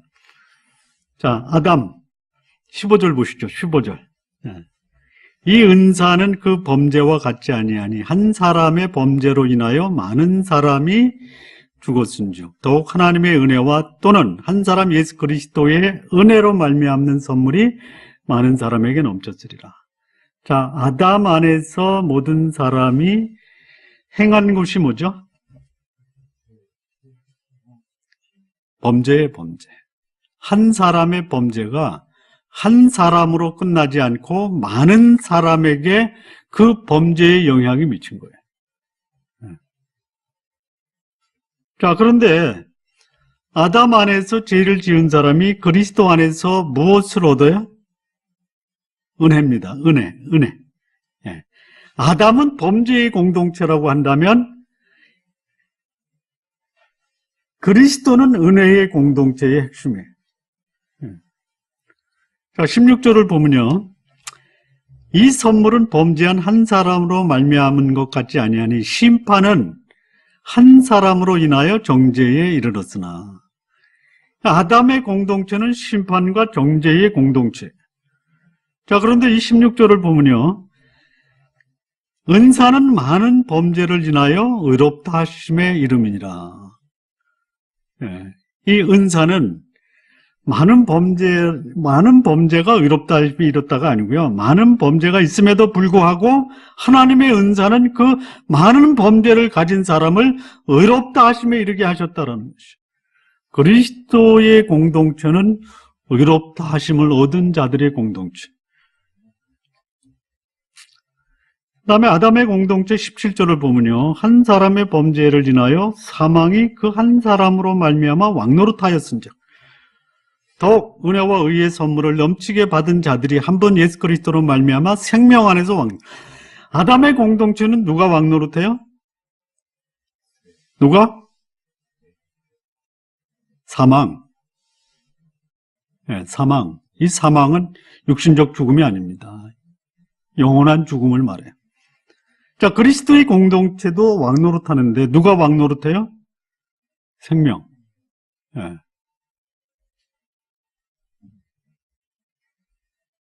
이런 분명한 아이덴티티를 가져야 된다는 것이죠. 네. 또 아담과 그리스도가 비교가 됐는데요. 18절에서 21절입니다. 거의 비슷한데요. 하나가 다릅니다. 하나. 뭐가 다르냐? 19절이 달라요. 19절. 네. 아담은 어떤 공동체냐면요. 19절 한번 같이 읽을까요? 시작. 한 사람의 순종치 아니함으로 많은 사람이 죄인된 것 같이 한 사람의 순종하심으로 많은 사람이 의인. 자, 아담의 공동체는 어떤 공동체? 불순종의 공동체. 그리스도의 공동체는 어떤 공동체? 순종의 공동체. 예. 여러분, 불순종하면 죽음이에요, 죽음. 자, 불순종의 뜻이 뭐죠? 불순종의 뜻이 뭐죠? 예? 그냥 우리끼리 얘기지만 한번 얘기를 해보자. 예. 남편과 아내 사이에서 남편이 아내로부터 가장 힘들어할 때가 언제? 예? 언제죠? 남편이 아내 때문에 힘들어할 때가 언제? 그런 거 없으신가? 예? 그냥 얘기하세요. 예?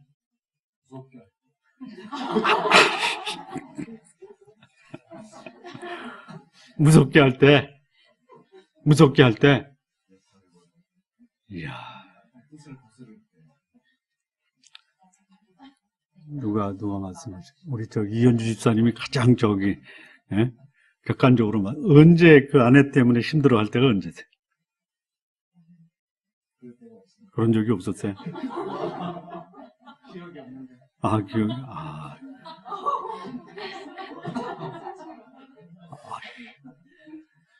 우리 이현주 집사님 우리 본받읍시다. 예? 우리 현성이 아빠는 아내 때문에 가장 힘들 때가 언제? 그냥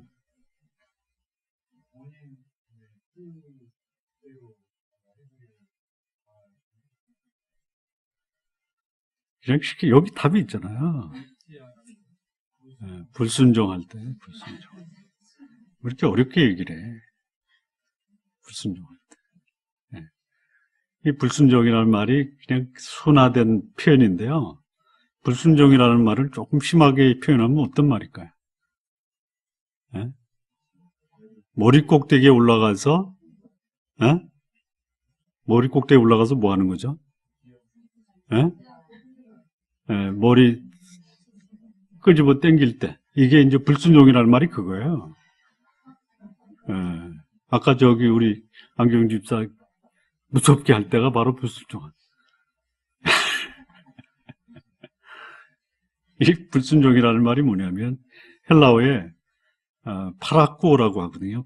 이 파라라는 단어와 아꾸오라는 단어의 합성어인데 파라는 뭐냐면 옆에서 아꾸오는 듣다 이거예요. 그러니까 너나 나나 똑같은데 내가 네 말을 들을 이유가 뭐냐? 이게 불순종이에요. 자기 생각대로 남편 말을 거절하는 게 불순종이에요. 그게 아담의 공동체예요. 아담. 예. 하나님이 인간에 의해서 맘먹음을 당한 거예요. 예. 그게 뭐예요? 소위 얘기하면 죽으려고 한장한 거예요. 이 말이 그렇다, 이거예요, 이 말이. 그럼요. 그럼 당연하죠. 당연한 거예요. 예, 그럼요. 아니, 그러니까 저는 이제 조건문을 따지는 게 하나님 말씀이 그렇다라는 거예요. 예? 예?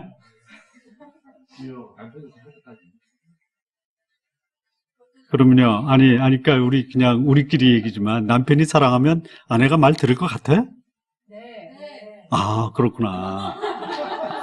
난 그거 몰랐네. 사랑해도 말 안 듣고 맘먹는 건 어떻게 되는 거야?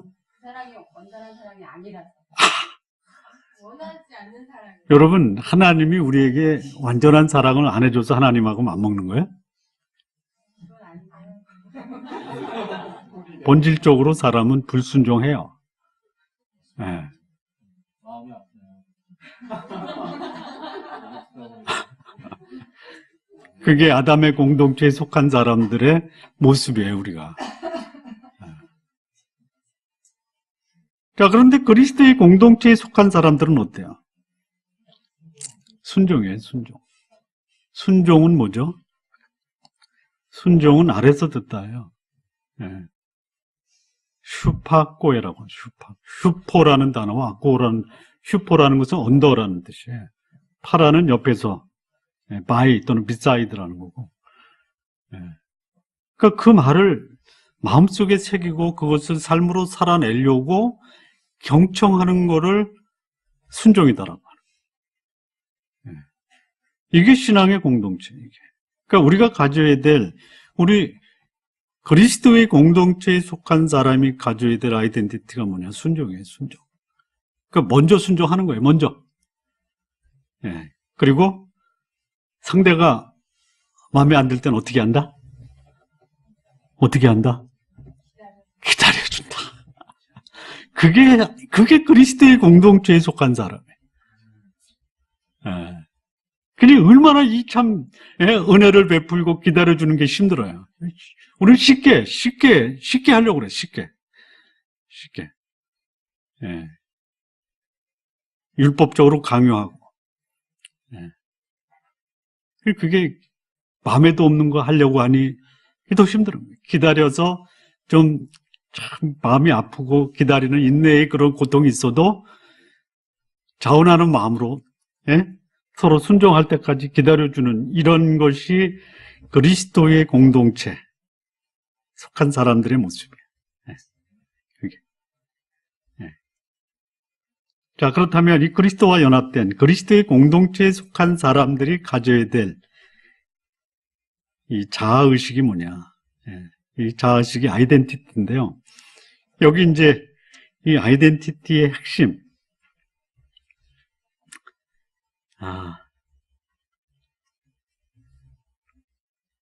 그거에 대해서 이제 그 1장, 2장, 3장은 이제 이방인도 죄인이고 유대인도 죄인이고 모든 사람이 죄인이에요. 그럼에도 불구하고 그 사람 중에 한 사람이 등장을 해요. 하나님의 은혜를 받고 소위 그리스도와 연합된 그리스도의 공동체에 속하는 한 사람이 역사를 바꿔요. 그게 누구예요? 아브라함이에요, 아브라함. 4장에 나오는 것이 그리스도와의 연합. 죄와 율법에 대해서 죽고 의에 대해서, 하나님에 대해서 산 한 사람이 등장하는데 그게 누구냐면 아브라함이에요, 아브라함. 자, 4장 1절부터 3절까지 한번 보실까요? 4장 1절부터 3절. 자, 제가 읽고 여러분이 한 적 있죠. 그런즉 육신으로 우리 조상된 아브라함이 무엇을 얻었다 하리요?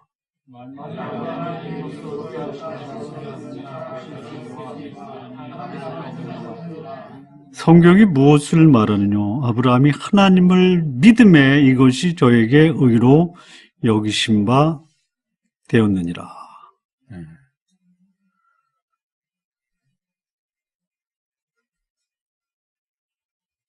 자, 모든 인간이 죄인이고 아담 안에서 범죄하고 심판받고 불순종하고 죄가 왕노릇하는 이런 상태에서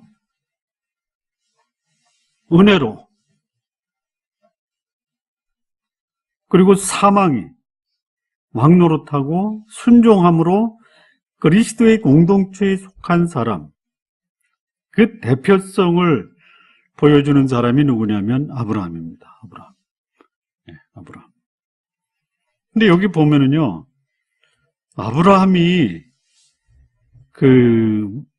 그리스도의 공동체의 대표자가 된 것, 예, 그 이유가 뭐냐가 나오거든요.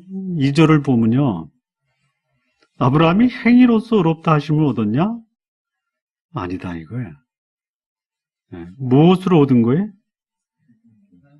믿음으로 의롭다 하심을 얻었다라는 거예요. 예. 자, 하나 더 보면요, 9절이요, 9절. 8절부터 보면 주께서 그 죄를 인정치 아니하실 사람은 복이 있도다 함과 같으니라. 그런지 이 행목이 할례자에게뇨 혹 무할례자에게도뇨 대저 우리가 말하기를 아브라함에게는 그 믿음을 의로 여기셨다. 예. 그러니까 이 사람들이 즐겨 그 자신의 영혼의 문제, 죄 문제 해결하는 방법으로 사용하는 것이 뭐냐면 행위와 할례. 또 하나 나오는데요.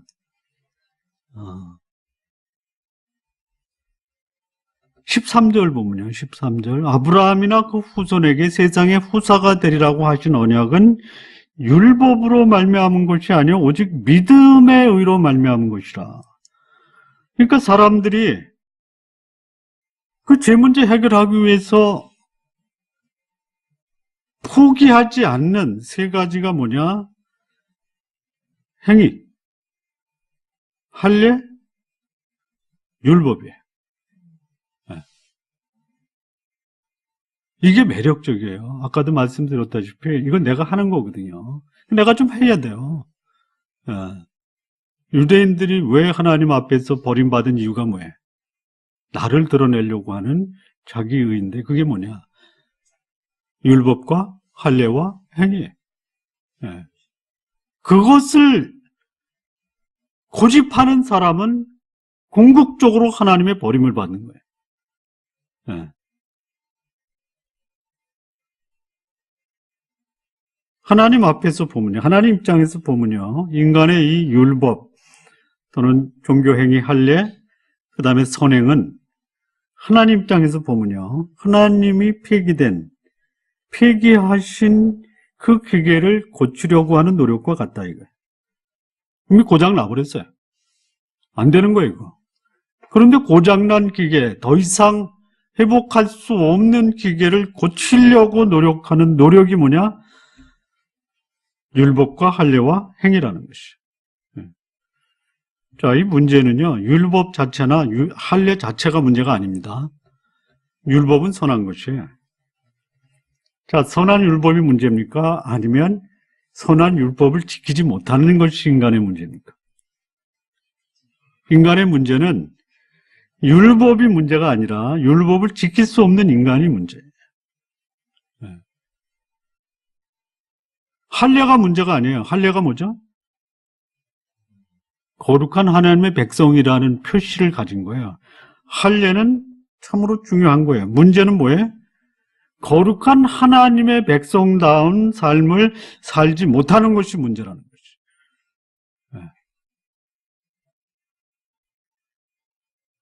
이게 인간의 문제예요. 그래서 하나님이 너도 그거 안 된다 이거 안 된다. 사실 이 아브라함 이전에 율법이 있었습니까? 없었죠. 아브라함 이전에는 뭐만 있었냐면 행위만 있었어요. 행위. 무슨 행위? 아브라함이 갈대아 우르에서 갈 곳을 알지 못하고 떠났죠. 이거 위대한 행위죠. 네. 또 이삭을 바쳤죠. 그렇죠. 네. 대단한 겁니다. 롯이 포로가 됐을 때 318명을 거느리고 가서 동방의 연합군을 무찌르고 찾아왔어요. 대단한 거죠. 그곳으로 아브라함이 의롭다 함을 얻은 게 아니에요. 무엇으로 아브라함이 의롭다 하심을 얻었습니까? 믿음으로요, 믿음으로. 율법은 그보다 훨씬 후에 나왔죠? 예? 율법은 굉장히 오랜 후에 나왔어요. 예.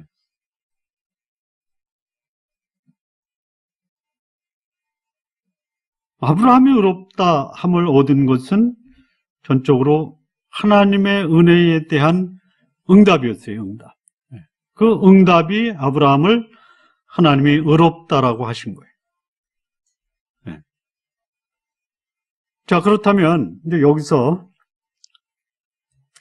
그리스도와의 연합의 사건에 대한 이 비밀을 알아야 됩니다. 그 비밀이 뭐냐면요. 그리스도가 죽음으로 인간도 죽고 그리스도가 부활함으로 인간도 부활했다는 거예요.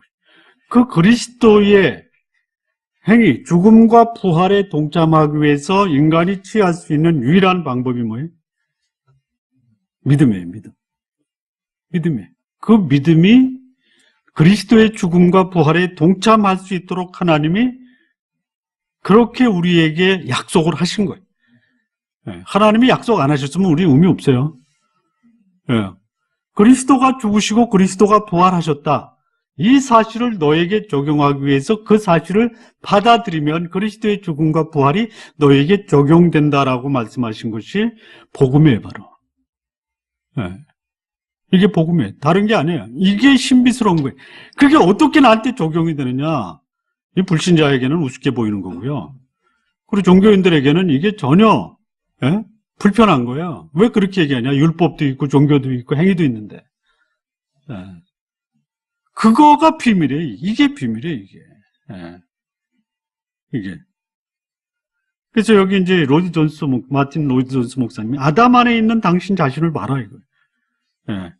아무것도 하지 않았지만 죄인이라고 선포됐어요. 그런데 그리스도 안에 있는 당신을 봐라, 이거예요. 당신은 아무것도 하지 않았는데 의인으로 선포됐다라는 것이. 아담 안에서 죄인하고 선포된 것을 뭐라 그래요? 운명이라고 그래요. 그리스도 안에서 아무것도 한 것이 아니지만 의인으로 선포됐어요. 여기서 내가 한 것이 뭐예요? 없어요. 그런데 내가 한 게 딱 하나가 있어요. 뭐예요? 믿음이에요, 믿음. 선택이라는 것이. 그것이 내가 살 유일한 길이다라고 해서 그 안에 들어간 거예요, 들어간 거예요. 어떤 사람들은 믿음이 행위다라는, 믿음은 행위가 아닙니다. 믿음은 행위가 아니에요. 이렇게 얘기하는 데듯이 이런 이단이 있습니다. 하나님이 나에게 은혜를 베풀어서 구원의 길에 이르게 할 수 있는 길을 다 마련하시는데 내가 안 들어가면 하나님의 일은 다 무효다. 맞습니까?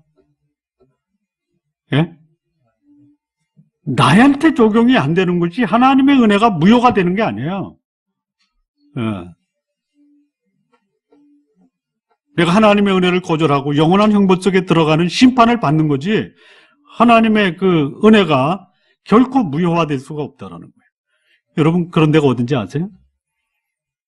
내가 믿지 않으면 하나님의 은혜는 무효화된다. 누가 그랬는지 알아요? 그런 이단이 있어요. 근데 사실 이단도 아니에요. 사입이지. 통일교에서 그럽니다. 통일교에서.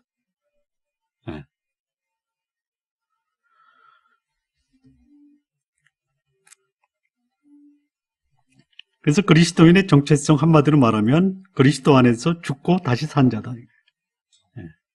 그리스도 안에서 죽고 다시 산 자. 그렇다면 이제 죄에 대해서 죽은 거예요. 죄에 대해서 죽은 자는 죄에 대해서 반응하지 않습니다. 그리고 의에 대해서 다시 산 자예요. 그렇다면 의로운 삶은 적극적으로 참여해야 돼요. 어떻게요? 자원하는 마음으로. 이거 가지고 또 강요하는 사람들이 있어요. 하나님은 절대로 강요하지 않습니다. 무엇이 진리인지를 알려주시지만 진리 안으로 끌고 가지 않으세요. 진리를 제시하고 그 진리를 선택하는 것은 누구예요? 나예요. 내가 해야 되는 것이.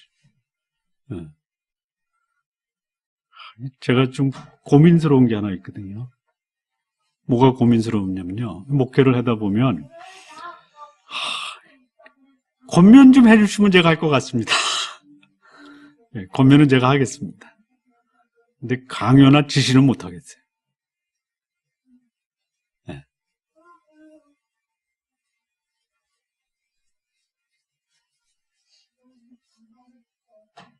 그리스도인의 정체성, 죽고 산 자예요. 네, 죄에 대해서는 제발 죽으시기 바랍니다. 네, 그리고 하나님에 대해서는 기쁜 마음으로, 자원하는 마음으로, 자발적으로, 적극적으로 참여하십시오. 이게 그리스도인의 정체성이에요. 네. 자, 그래서 여기 이제 1절부터, 6장 1절부터 4절은 이제 들어갑니다. 이제 본격적으로. 5분만 더 하고 마치겠습니다. 자, 이 그리스도인 정체성에 대한 첫 번째 질문이 1절입니다. 1절. 6장 1절 보면요. 그런즉 우리가 무슨 말 하려 은혜를 더하게 하려고 죄에 거하겠느냐. 안 된다라는 거죠. 그럴 수 없느니라. 예, 그리스도인의 정체성의 죄와 관련해서 뭐냐. 죄 가운데 거하겠느냐? No, 안 된다. 이거예요. 예, 그럼 어떻게? 예. 죄에 거하지 않는 것이 뭐냐? 이게 이제 지정이 인격성의 확립이다라고 하는데요. 조금 이제 이게 감정적인 면에서 정적인 면에서는 이제 이 속에 포함되어 있다 이렇게 이제 보는 게 좋겠다라는 생각이 드는데 인격성의 확립이거든요. 인격성. 그러니까 소위 그리스도인이 누구냐, 나는 누구냐 할 때 죄와의 관련해서 어떤 존재냐, 예, 인격적 이 죄와의 관계를 정립을 해줘야 돼요. 여기 이제 첫 번째는 뭐냐면, 알아라 이거죠, 알아라. 예, 알아라. 예. 6장 3절, 6절, 9절 보면, 예, 반복되는 단어가 나오죠. 3절 보면, 무릇 그리스도 예수와 합하여 세례를 받은 우리는 그의 죽으심과 합하여 세례받은 줄을 알지 못하느냐. 알아야 된다, 이거예요. 여기 세례라는 의미 나중에 설명하겠습니다. 6절 보면요. 우리가 알거니와 알아야 돼. 우리 옛사람이 예수와 함께 못 박힌 것은 죄의 몸이 멸하여 다시는 죄에게 종노릇하지 아니하려 함이라. 여기 죄에 대해서 어떤 정체성을 가져야 되느냐, 알아야 되느냐고요. 9절 보면요. 이는 그리스도께서 죽은 자 가운데서 다시 사셨음에 다시 죽지 아니하시고 사망이 다시 그를 주장하지 못할 줄 안다. 이렇게 돼 있어요. 안다. 예, 알아야 돼요. 뭐를 알아야 되느냐? 여기 세례받은 거 알아야 돼. 그리스도와 더불어 합하여, 아이덴티피케이션입니다. 그리스도와 연합하여 세례받았다. 세례의 의미는 뭐냐면 죄에 대해서 죽고 의에 대해서 산 것이. 네. 자, 예수님이 요단강에서 그 세례 요한에게 세례를 받으셨죠? 예수님은 세례받을 이유가 있어요, 없어요? 근데 왜 받으셨어요? 왜 받으셨어요? 말씀을 이루시기 위해서. 무슨 말씀? 예?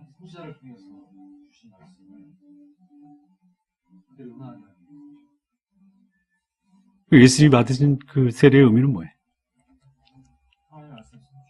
예? 그러니까 그렇게 보는 것도 한 해석이고요. 그거 하나만 가지고 예수님이 세례받은 것의 모든 해석이라고 하면 좀 뭔가 좀 아쉬운 게 있죠? 뭐죠? 예수님 세례받으신 이유.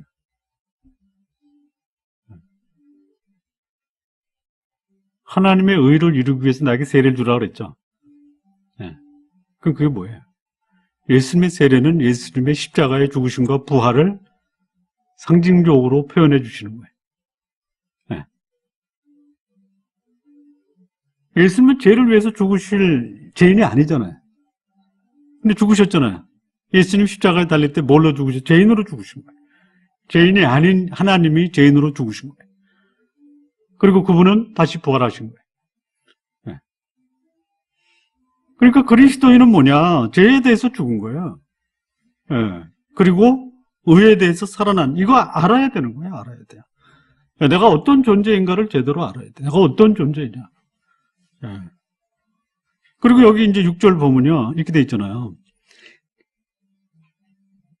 우리가 알거니, 우리가 한다. 우리 옛사람. 예, 이 죄로 인해서 부패한 우리 이 죄인된 사람이 예수와 함께 십자가에 못 박혔어요. 그래서 어떻게 되냐면요. 죄의 몸이 멸해서 다시는 결코 우리가 죄에게 종로로 탈 수 없다 이거예요. 여기 죄의 몸이 멸했어요. 십자가에서. 이 사실을 알아야 된다. 죄가 나를 유혹할 때 나는 죄의 몸이 멸해진 존재야. 멸하다가 뭐냐면 더 이상 손을 쓸 수 없을 정도로 죄의 몸은 그 기능을 상실했다. 무효화됐다. 내 몸에 죄가 더 이상 작동할 수 없을 정도로 죄에 관련된 내 그 장치는 다 망가졌다라는 거야. 근데 왜 죄의 몸이 작동을 하고 있냐 이거야. 그런 존재라는 거예요. 내가.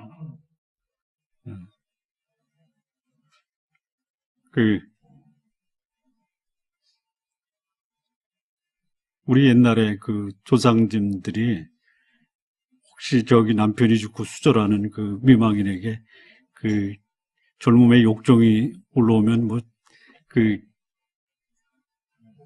바늘이야 아니면 과이야? 바늘을 찔렀어?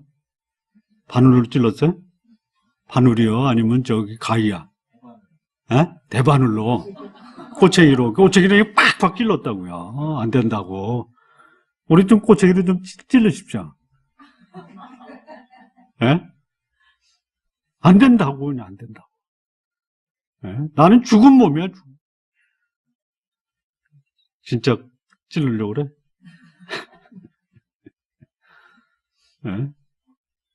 안 되는 거예요. 안 되는 거예요. 그거를 알아야 돼요. 그리고 구절 보면, 죽은 자 가운데서 그리스도께 다시 사셨음에 다시 죽지 아니하고 사망이 다시 주장하지 못할 줄 아는 거예요. 우리 그리스도 안에 있는 사람은요, 이 죄의 값인 사망, 죄가 왕노릇하는 그런 상황에서 벗어난 거예요. 다시 주장하지 못해요. 더 이상 죄와는 상관없는 삶을 사십시오. 그런데 어쩔 수 없는 이 세속과 세상에 살다가 오염된 공기에 내 삶이 좀 오염되면 닦아내야 돼요. 그러나 아예 그 속에 들어가서 눌러 앉을 생각은 하지 마십시오. 혹시 제가 쫙 땡기면 어떻게 하라고요? 꼬챙이로 찔러요.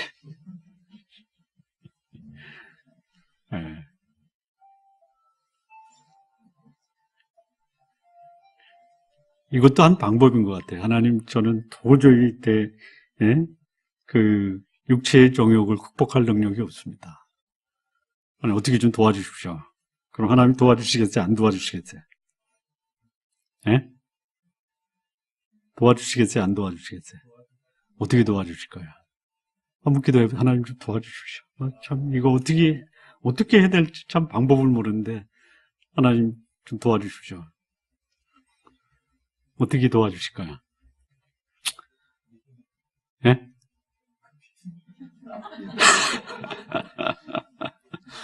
기도해 보십시오. 하나님 도와주실 거예요. 그렇게 살겠다는데 하나님이 안 도와주시겠어요? 그 기도는 하나님을 기쁘시게 하는 기도예요. 아마 각 사람마다 하나님이 그 도우시는 방법이 다를 거예요. 다를 거예요. 자, 오늘 여기까지 하겠습니다. 알라. 죄에 대해서 죽었다. 그리스도와의 연합, 부활, 세례. 죄에 대해서 죽었다. 새 생명 가운데 살아간다. 오늘 요 알라라는 것까지 하고요. 내일 1, 2, 3번인가요? 거기 연속해서 내일 6장과 7장까지 내일 하겠습니다. 6장과 7장. 혹시 질문 있으세요?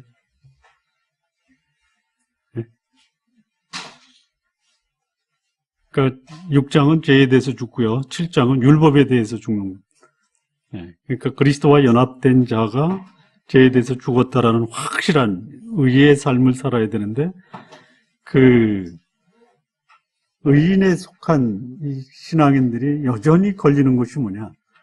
율법이 또 걸려요. 율법. 예, 율법. 예. 요게 이제 소위 말하는 종교적 타성에 젖을 수 있다라는 것이죠. 그러니까 끝까지 신앙의 순수성과 거룩함을 지키면서 하나님의 은혜 가운데 거할 수 있는 비결이 뭐냐가 이제 7장에 나오는 겁니다. 예. 질문 있으세요? 질문. 없어요. 우리 현성이 어머니 질문 있어요? 네?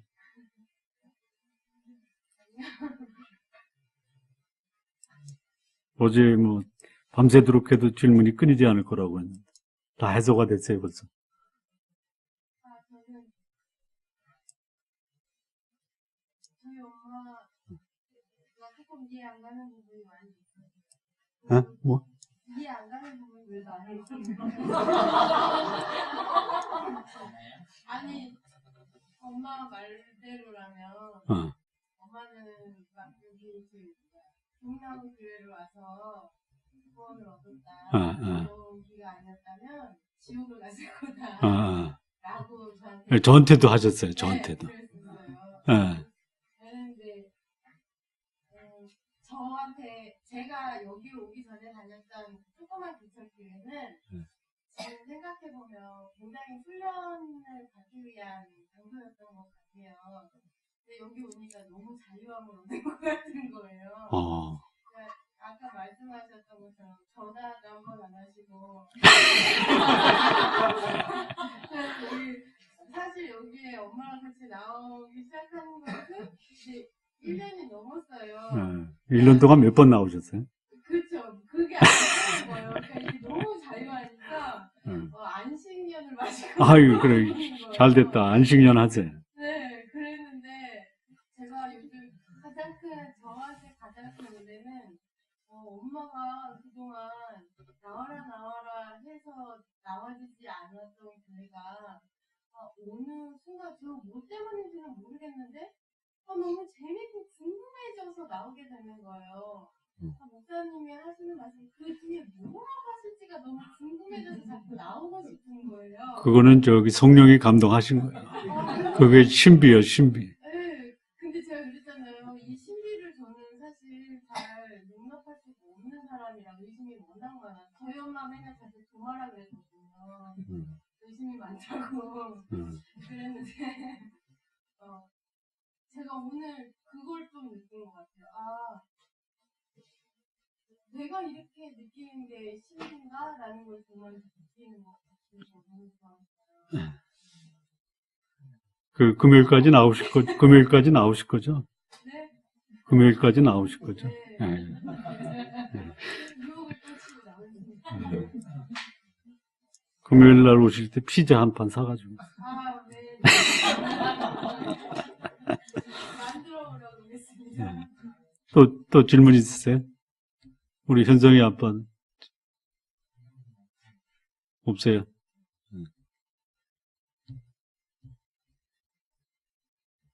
우리 최석연 때문에 질문 없어요? 마음이 아파.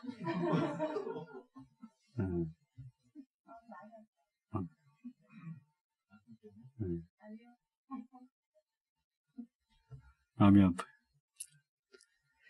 예, 우리 기도하고 오늘 공부 마치겠습니다.